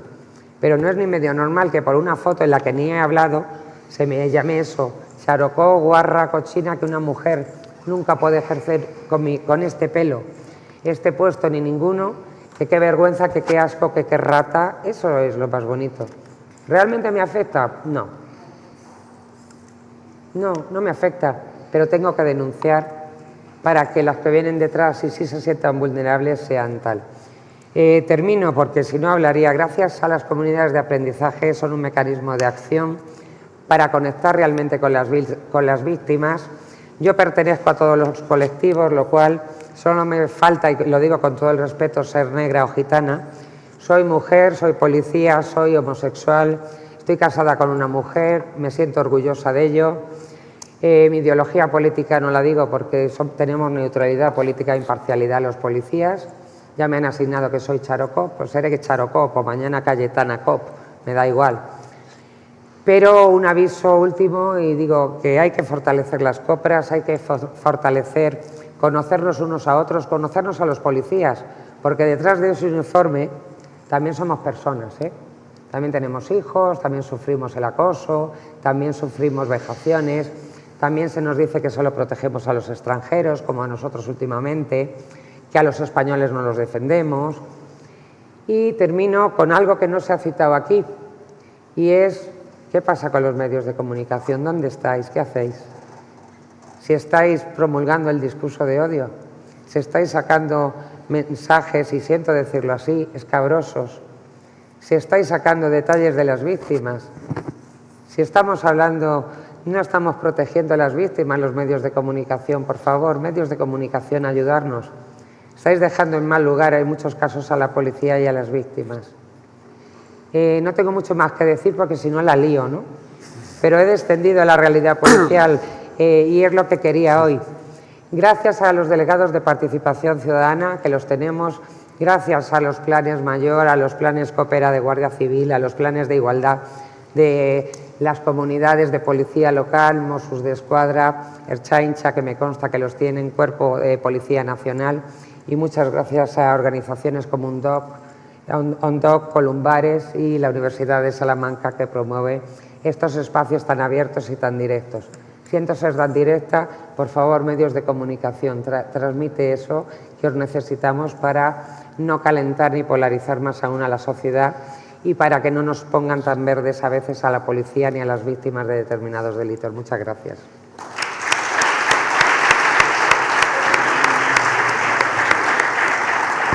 No, and I need to also correct a mistake from earlier. I said that Elena was joining us, but unfortunately she wasn't able to join us. But we have the pleasure of having Jesus Gomez also with us from the Spanish National Office for the Fight Against Hate Crimes. Please, over to you, Jesus. Muchas gracias, thank you very much. Si no les importa también, voy a seguir hablando en español como la comisaria. Bueno, en primer lugar, muchas gracias a Columbares, a la Universidad de Salamanca por esta excelente organización. Nosotros, la Oficina Nacional de Lucha contra los Delitos de Odio, es un organismo que pertenece a la Secretaría de Estado de Seguridad dentro del Ministerio del Interior de España, que básicamente está formada por fuerzas y cuerpos de seguridad del Estado, Policía Nacional, Guardia Civil, y nosotros intentamos, desde un punto más de coordinación, intentamos que ambos cuerpos tengan unas directrices similares a la hora de abordar los delitos de odio. Entonces, en nuestra oficina se realizan una serie de trabajos. Por ejemplo, tenemos un plan de acción que está hablado, en el que ha participado el tercer sector, por ejemplo. Esto es una cooperación que tenemos, en la que ha cooperado tanto el tercer sector, fuerzas y cuerpos de seguridad, el Ministerio de Justicia, Ministerio de Inclusión y, por supuesto, Ministerio de Interior. Y este plan de acción lo que nos guía a nivel nacional, a nivel estatal, es para que sigamos haciendo unas medidas que se vayan implementando en los diferentes semestres de la duración del plan. Estamos ahora mismo en el tercer plan de acción, que es del año 2025 a 2028, y estamos cumpliendo una serie de medidas para que abordemos la problemática de los delitos de odio de una mejor forma cada vez más. Nosotros, como policías, somos un servicio público, por lo tanto tenemos que dar lo mejor de nosotros a las víctimas y también intentar proteger, entiéndanme, a los autores, porque ante todo lo primero es la presunción de inocencia, no sabemos si son autores o no, y dar una respuesta a esta problemática social. ¿Qué decíamos ayer? Ayer quienes estuvieron presentes, estábamos escuchando que nosotros, por ejemplo, hemos hecho varias encuestas a víctimas para saber bien qué están sintiendo, porque muchas veces no se les pregunta a las víctimas, ¿no?, lo que sienten. Entonces es importante tener un termómetro. Y nosotros hicimos unas encuestas y en esas encuestas vimos que en España hay un muy alto nivel de infradenuncia, en torno a un 90%. Ayer lo decíamos, todos los delitos tienen un porcentaje de infradenuncia, pero en el caso de los delitos de odio, pues su casuística pues es un porcentaje mucho más elevado. Entonces, como decía, desde la Oficina Nacional de Lucha contra los Delitos de Odio, nosotros tenemos un plan de acción, pero también tenemos un protocolo de actuación para fuerzas y cuerpos de seguridad. Este protocolo lo que marca a los compañeros policiales es una serie de pautas, una serie de pasos a seguir para que se recojan bien los atestados policiales, por ejemplo, ¿no? No debe de faltar nunca, cuando hay un delito de odio, los indicadores de discriminación, de motivación discriminatoria. ¿Por qué? Porque así luego el juez o el fiscal podrá adecuadamente inculpar al procesado. Este protocolo lo siguen tanto Policía Nacional como Guardia Civil. También quiero hacer mención, porque veo que hay compañeros aquí de policía local y de fuerzas y cuerpos de seguridad autonómicos, que ellos, aunque también en cierta manera dependen del Ministerio del Interior, pero ellos también tienen sus protocolos internos para luchar contra delitos de odio, ¿no? Y funcionan también, en cierto modo, de manera un poco distinta. Por ejemplo, si no que me corrijan los compañeros de Mossos, ellos tienen una diligencia de delitos de odio para saber bien si se están recogiendo las diferentes características para llegar a inculpar al procesado, como decía. En cuanto a cooperación multisectorial, nosotros, como bien decía la comisaria Monse, tanto Guardia Civil como Policía Nacional, desde hace muchos años se creó las unidades de participación ciudadana, que se acercan a la comunidad de su territorio, ¿no? Pero nosotros, desde la ONDOC, que se creó en el 2018, no hace tantos años, participamos en proyectos europeos parecidos al que la compañera, y no sé si voy a decir bien su nombre, Deimainte, ha presentado, ¿no? Ella ha presentado el proyecto Pongo, y nosotros hemos tenido un proyecto europeo de la convocatoria CER muy parecido que se llamaba CISDO, que ayer estuvimos hablando de él, pero como hay gente que no creo que no estuvo, pues lo vamos a comentar. El proyecto CISDO se crearon unas COPRAS, ¿no? Nosotros le dimos ese nombre. Eran como unas comunidades de aprendizaje. Básicamente lo que se hizo es unir más aún, en hacer unas sesiones de reunión entre fuerzas y cuerpos de seguridad, por ejemplo, Policía Nacional de Valencia, que están aquí presentes, o Policía Local de Salamanca, también Guardia Civil de Murcia y Cáceres, y Policía Local de Móstoles y Palencia. Se unían en sus territorios con todas las fuerzas y cuerpos de seguridad de su territorio, también con las asociaciones del tercer sector, Oficina de Atención a Víctimas, del Ministerio de Justicia, a veces iban los fiscales. Entonces, esas COPRAS, esas reuniones, favorecieron mucho el intercambio el entendimiento y el intercambio de conocimiento entre ambos equipos, digámoslo así, entre ambas partes. ¿Y por qué digo partes? Porque muchas veces se nos dice a los policías, pues a lo mejor las víctimas, en nuestra encuesta decían, por ejemplo, que a veces no había suficiente empatía. Lógicamente no eran valores muy altos, pero había ciertas víctimas que decían, pues la policía no ha sido muy empática, la policía no me ha escuchado bien, no me ha aportado un conocimiento lo suficientemente bueno. Entonces, ahí es verdad que la policía tiene que hacer un esfuerzo en acercarse a las víctimas, pero también es verdad lo contrario. A veces hay ciertas víctimas que pueden tener ciertos prejuicios o estereotipos hacia la policía. Entonces, es un esfuerzo de las dos partes, ¿no? Nos tenemos que encontrar en un punto central, ¿no? Y en este CISDO, que ha tenido un éxito tremendo, la verdad, a nivel territorial, pero luego también ha tenido repercusión a nivel de la Comisión Europea, nos ha felicitado desde muchísimos estamentos. Esto se va a replicar ahora con un nuevo proyecto en el que la profesora Concha Antón de aquí en la Universidad de Salamanca es la investigadora principal, que se llama COPRAS 2.0, que ya hemos seleccionado desde la ONDO, se ha seleccionado, y desde los cuerpos policiales, se ha seleccionado a 4 COPRAS, 2 de Policía Nacional y 2 de Guardia Civil. Para quien no lo sepa, porque hay gente de fuera, la Policía Nacional y la Guardia Civil son 2 fuerzas y cuerpos estatales a nivel nacional. Pues en este caso, Almería y Guadalajara por parte de Guardia Civil y Sevilla, que está aquí presente la compañera, y de Oviedo, van a pertenecer a estas nuevas COPRAS. Con esto que estamos consiguiendo de tema, que la oficina coopera con las asociaciones, por ejemplo, de personas con discapacidad, en la elaboración de guías. Nosotros tenemos, hace poco, publicamos en noviembre la guía para el primer interviniente con personas con discapacidad intelectual. Estas guías a nosotros nos orientan. ¿Por qué? Porque los compañeros de policía no solo tienen delitos de odio, ellos abordan en su día a día pues todo tipo de delictivos, ¿no?, del Código Penal, los más de 500 artículos, pues desde un hurto, de unas amenazas, unas lesiones, y incluidos lógicamente los delitos de odio. Entonces se les da una serie de herramientas con estas guías no solo para personas con discapacidad, sino también de judaísmo, se está haciendo una guía también de islamismo, anti-islamismo, entonces islamofobia. Entonces, al final se están haciendo una serie de materiales para estos compañeros que les ayudan para orientar sus intervenciones, y también a las víctimas para denunciar. También tenemos una guía para las víctimas para que sepan denunciar, porque muchas veces no saben ni que son víctimas de un delito de odio, que eso no lo decían en la encuesta, que ¿cuántas personas saben que es un delito de odio? Pues a lo mejor un 40%, no recuerdo exactamente la cifra, te decían que no sabía que el delito de odio se castiga en el Código Penal. Entonces, si no hacemos esa labor didáctica también con las personas víctimas, pues al final no denuncian a las fuerzas y cuerpos de seguridad. Y es lo que dijimos ayer, si no se denuncia, no se conoce, y si no se conoce, no se ponen recursos. Esto es así.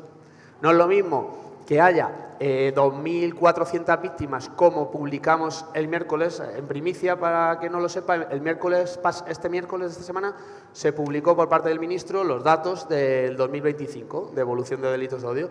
En España ha habido 2.417 delitos e incidentes de odio.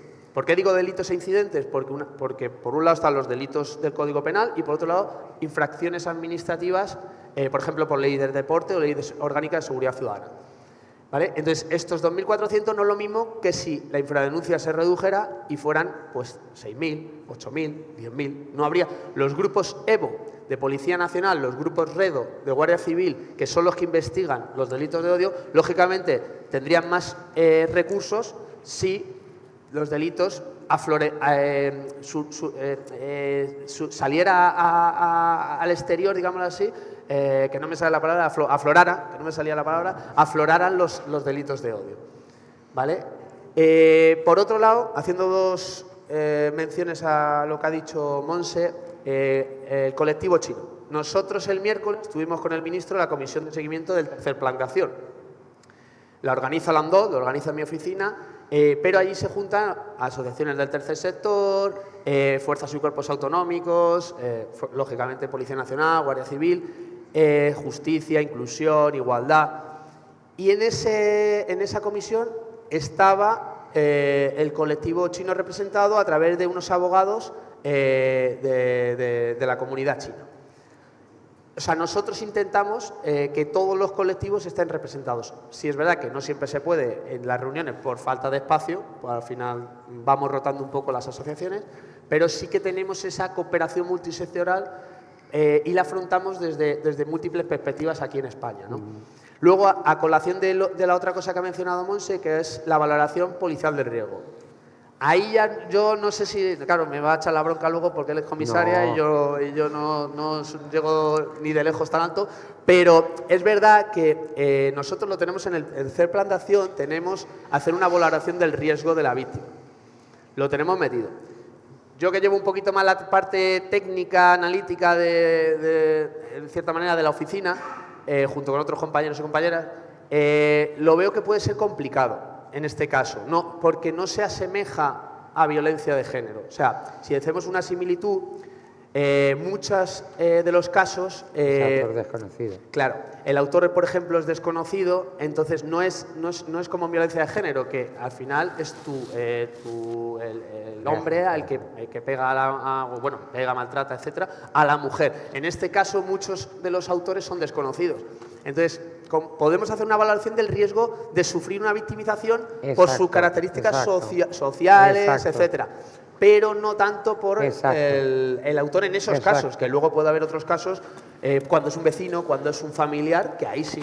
Totalmente de acuerdo. Ahí sí. Preventivo. Yo hablo de una valoración preventiva y general, ya que aprovechamos las COPRAs y el conocimiento que tenemos de la relación con las ONGs y todo el tercer sector. Claro, ahí sí. Cruz Roja, Cáritas, etcétera. Ahí sí, en ciertos tipos de víctimas sí que pueden tener una evaluación de riesgo, pero hay otras que es más complicado, creo yo. Y también depende cómo se enfoque, ¿no? Entonces, pues voy a ir acabando. Desde la Oficina Nacional, pues lo que digo, nosotros intentamos en España, queda muy mal decir esto, pero yo creo que estamos haciendo muy buen trabajo con la lucha contra los delitos de odio, no porque lo digamos nosotros, sino porque muchas veces nos lo dicen desde fuera, ¿no? Y cuando vas a otros a congresos al exterior, o cuando vas a los cursos de CEPOL de delitos de odio, o al High Level Group, ves que realmente España está haciendo una labor muy interesante, las asociaciones, también el Ministerio, y eso es por una cooperación multisectorial, no es por nada más, porque nos hemos sabido juntar todos en la mesa para solucionar los problemas a los que nos enfrentamos. Si bien es cierto que tenemos por delante un trabajo muy grande por hacer, porque vemos que la sociedad, pues como decía Monse, por desgracia, medios de comunicación, etcétera, no solo los medios de comunicación, la sociedad en general, pues tenemos una polarización importante en los últimos años. Entonces, bueno, pues sin más, os agradecer la invitación a este congreso y bueno, doy paso al siguiente ponente.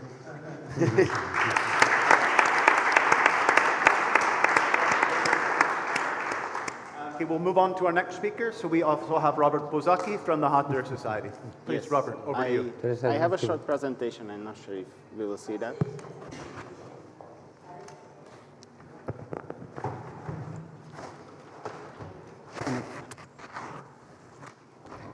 Thank you very much. Thank you. Muy bien, Pablo. Eres un máquina. Ya estoy justificado venir.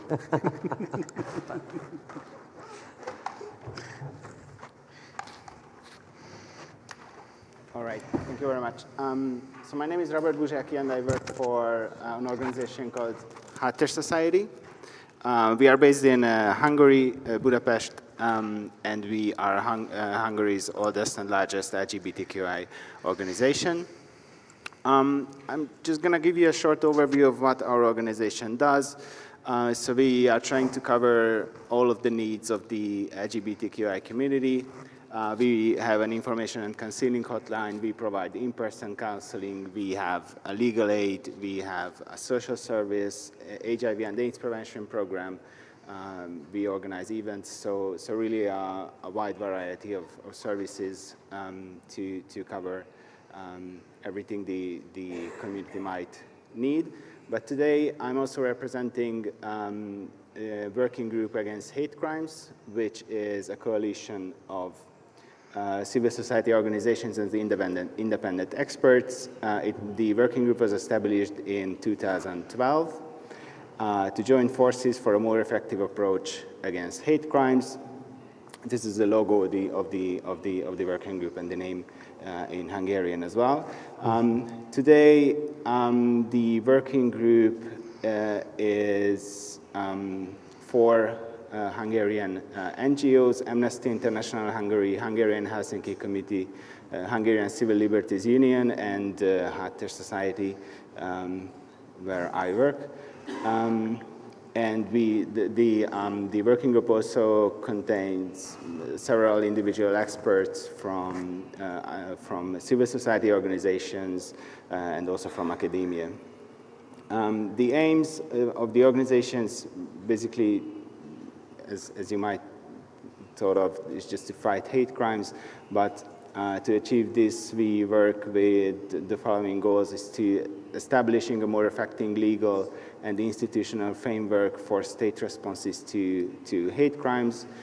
We encourage victims to initiate legal proceedings and creating a social environment rejecting hate crimes. I won't go into details because I just really wanted to talk more about the cooperation between the law enforcement and the working group at the end of the presentation. So I will talk more about that later. So the activities, basically these are all the activities that the working group covers. We provide professional input to legal professionals or to the academia. We conduct researches, obviously on hate crimes and victim support, for example. We provide trainings, once again for legal professionals, other professionals that are working with hate crime victims, for example, but also for law enforcement. We provide legal representation for hate crime victims. Most of the organizations that are in the working group does that. So basically, we have a day-to-day contact with hate crime victims, and we we provide support to them through the whole legal procedure. And we also do networking. We represent the organization on events like this we have here. Yeah. Okay. So it always goes down, so I'll try. I'll hold it. It's not so long now. So the achievements that we have is just a short list of achievements that the working group achieved in the last more than a decade. So it's a really important achievement that the sexual orientation, gender identity and disability is introduced to the Hungarian Criminal Code. So there's a close list of protected characteristics in the Hungarian Criminal Code that these three characteristics were also introduced thanks to the work of the working group. There is a National Police Headquarters instruction issued in 2019 where the work of the working group is recognized. I will talk more about later during the next slide. The working group issued legal commentary on the Hungarian hate crime regulation. This is a really useful tool that legal professionals use. Even I use it during our work. This is a good reference point and a good source when we have to discuss or explain something about the hate crime regulation. During the years, the working group also translated the investigation guidelines, and last year they also issued a practical handbook on how to handle hate crimes. This is for the police again. We provided the trainings, many trainings for police officers and legal professionals, and we also have case studies with the police. So the successful cooperation with the law enforcement, I wanted to tell you more about. So there is that National Police Headquarters instructions that I was mentioning before. So actually, it's a legal measure that the National Police Headquarters issued, obviously on how to handle hate crimes, but it also there's a set of obligations in that. The working group was recognized in the work of the working group was recognized in this instruction because the instruction contains the list of bias indicators that I'm pretty sure that you all know from different sources, and this list of indicators was and the explanation of what the bias indicators means was produced in cooperation with the working group, and also it's also in the instruction that during the procedure, the police officers has to provide information on the available support services, and there's an obligation that they have to provide information on support services provided by civil society organizations as well. So it's also something mentioned to word of that. It's a connection to civil society organizations.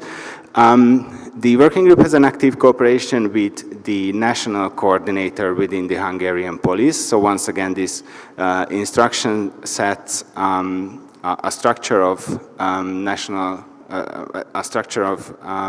police officers working specifically on hate crimes within the Hungarian police, and obviously they have a national coordinator, and we have a really good relationship with the national coordinator. I think this is one of the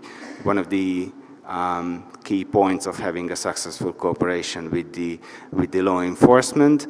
That actually there's a person who is committed and we can reach the national coordinator whenever we have something to discuss related to hate crimes. We invite her to workshops and conferences, and she's always happy to contribute.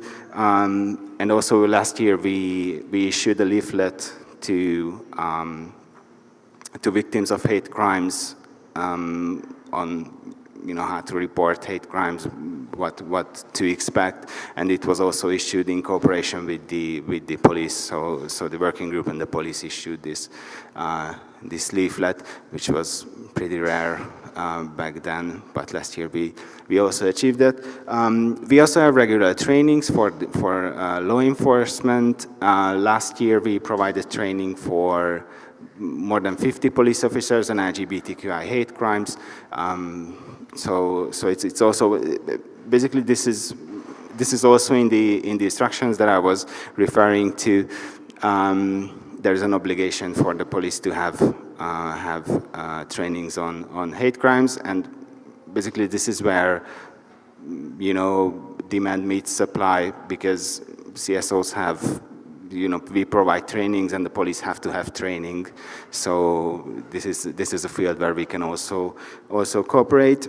And there were those case studies started in 2014, basically to discuss problematic cases, or if there's separate issues to discuss with the police. And it was not just the police, but the prosecutors and the Ministry of Interiors as well. It started as a 6-monthly meeting to discuss those disputed or complicated cases of hate crimes. But in recent years there was also other occasions for unauthorized policing activities of hate groups. Then there was also once again a case study between the police and the working group. So I think these are the main points of how we work together with the law enforcement, and this is the short overview of what the working group does, and thank you for your attention.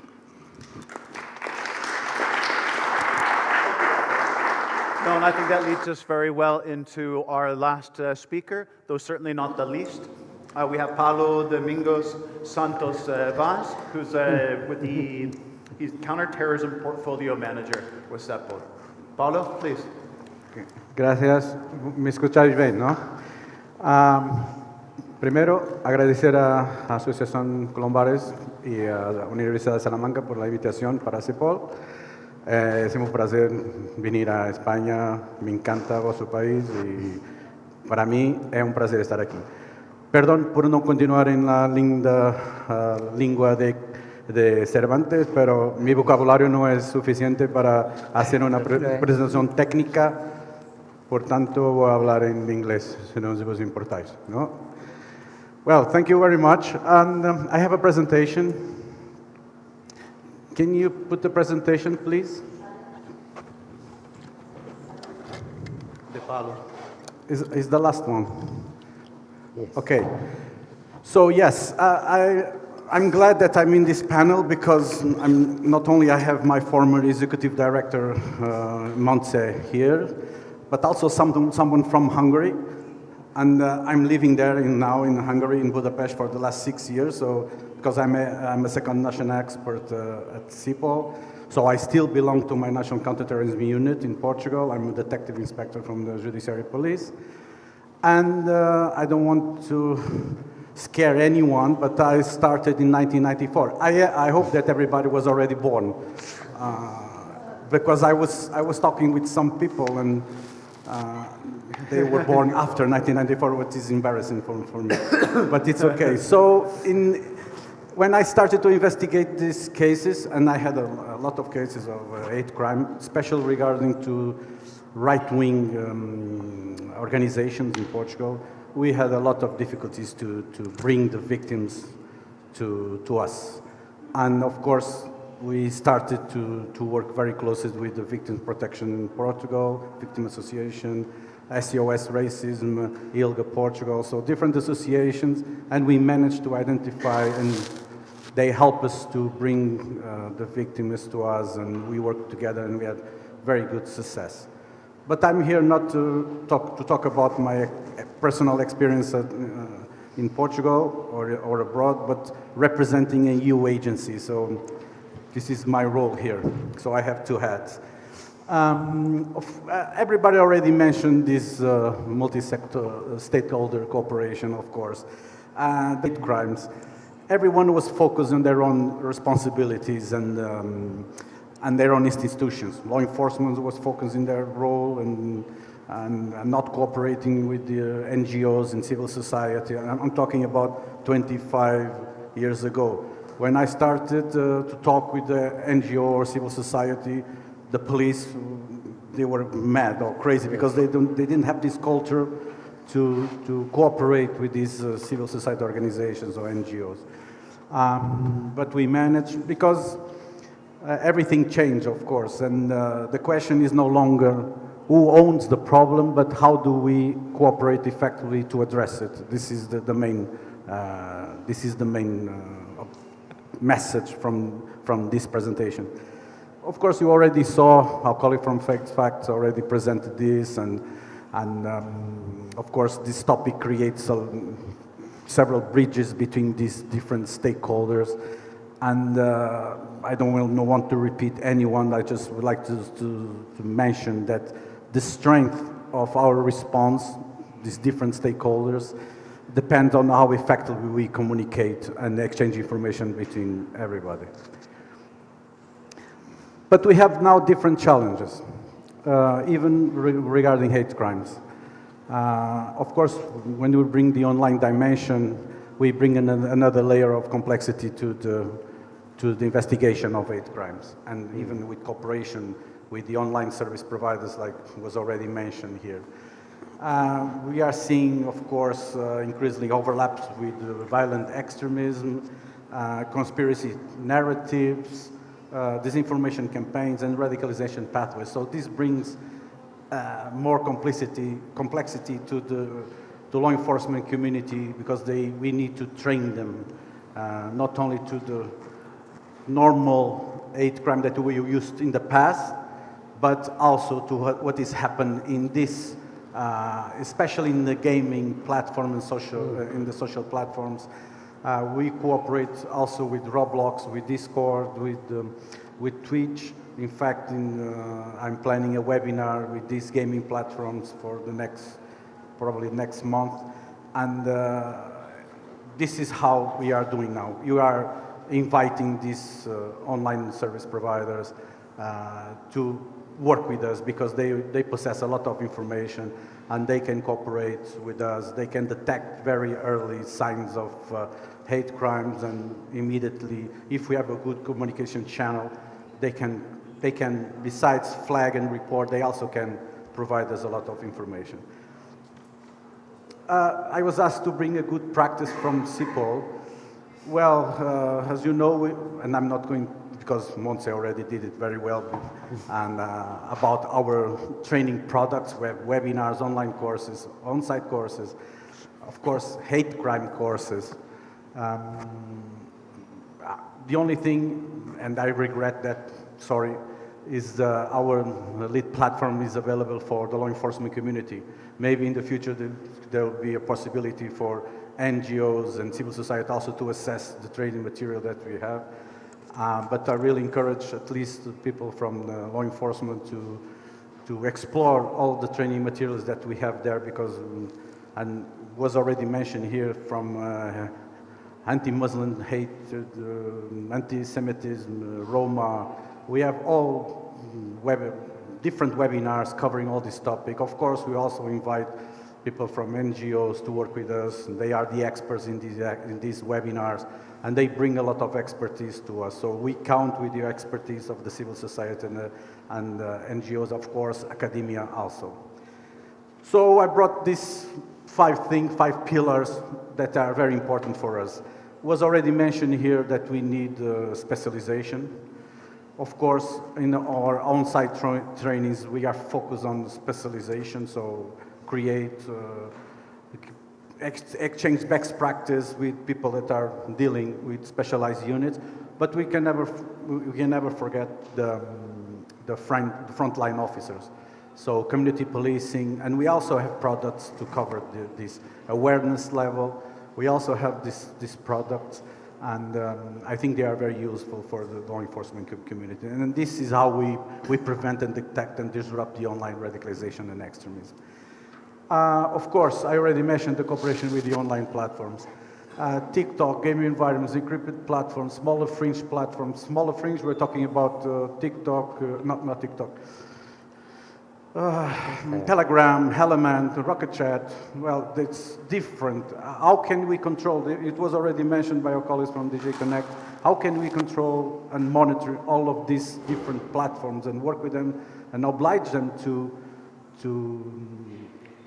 report at least, I don't say, if it's very difficult for them to not delete, missing the word, but to take off the content, but at least to flag it and report to us, it's very difficult. Now it's easier to talk with Telegram. We have at least one channel, but in the past it was very difficult to obtain information from these smaller fringe platforms. Of course, always balancing freedom of expression and criminal thresholds, which is also a challenge for us. Of course, civil society victim support, this is not just nice words in the slide. Every course that we have, we are inviting different organizations. I already mentioned Face Facts because they are here, but also other NGOs, they cooperate with us. They send their experts to our training activities, not only online, but also on-site, and we benefit from their experience because they have a lot of experience dealing, especially with victims, and how we should cooperate more and more and better with the victims and them. I don't know if I'm running too fast, but no, it's okay. I'm just trying to finish before 1:30. Training and awareness, of course, it was already mentioned by our colleague from Hungary, of course. Technology evolves, online behaviors evolves, the threat is evolving, our knowledge should evolve as well. So we try to keep this, we try to bring the best experts to our training activities, training practitioners to understand these emerging risks, of course, and share good practice. And last one, international cooperation, of course. It's not difficult to think in a perpetrator, a victim, on online platform, and the law enforcement being for different jurisdictions in Europe. So how do we manage this? How can we investigate a hate crime online when we have a perpetrator in one country, the victim in another, the platform, probably it's in one country, and the server of the platform is in a different one. So how can we cooperate? And this brings another challenge for the police. And last one, the three main key points that I want to leave it for you is, of course, law enforcement cannot address this alone. It's impossible. We count with your expertise. It's very important for us. I'm not just saying this because it's nice to say it. I'm a detective inspector. I'm an investigator. I work closely with victim support, with different NGOs. Of course, I'm talking about the reality of Portugal, but I think Spain does the same, and each country does the same, and it's very important to work with them. And just to give you a small example, in one of my cases, big cases with right-wing extremism, with more than 60 perpetrators, with several hate crimes against Africans, Roma people, LGBT community, we had very few number of victims that report the crime. But we knew that there were a lot of crimes because we were monitoring them. And after the work that we did with these different stakeholders, we managed to almost triple the number of victims that came to the police, and they were very happy that we were working, because some of them, they thought that police they didn't care about their crime. And they were surprised because we care, and we did a very good job, and they really appreciate it. And after that, I think we have a very good procedure with these different stakeholders, and we are getting very good results. So the second, the complexity, of course, of modern digital ecosystems. It was already mentioned. This brings more complexity to our investigations and cooperation with the different stakeholders. And of course, the multi-stakeholder cooperation is no longer just a desirable option. It's a must. It's an operation necessity. So this is something that we have to do. And I leave, of course, the presentation to you. And thank you very much. And sorry for don't speak in Spanish.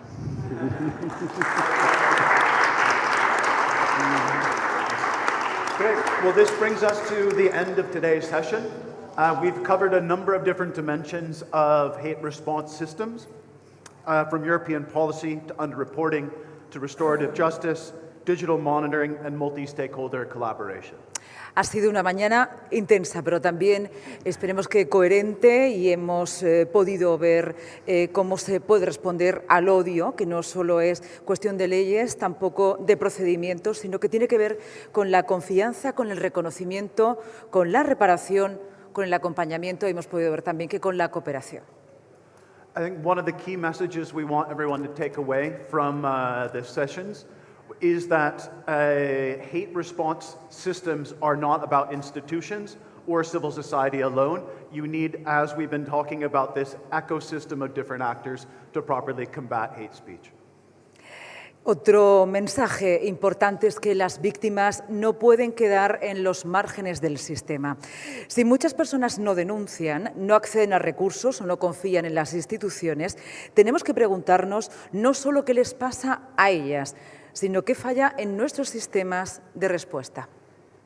We hope today's discussions will contribute to greater cooperation across different actors within the European system, more victim-centered approach, and more practical tools to address hate speech.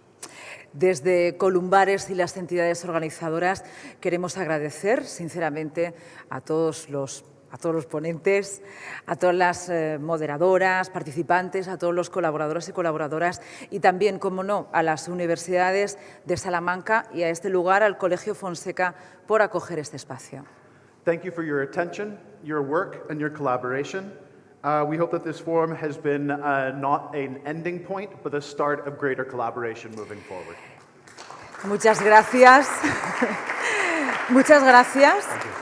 Cerramos el foro, esperamos vernos en próximas conversaciones. Una cuestión más que es logística. Verán un código QR que aparecerá, que es el código de satisfacción para legitimar y validar que han estado en esta jornada. Nos vamos con el corazón en el dedo, the heart in the feet. Creo que lo he dicho bien. Muchísimas gracias, y tomamos nota también los medios de comunicación. Muchas gracias y hasta la próxima.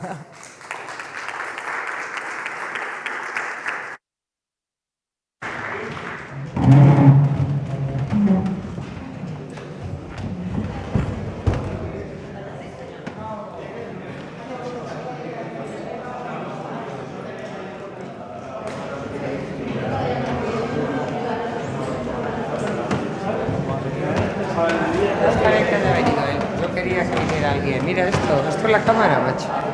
¿Qué pasa?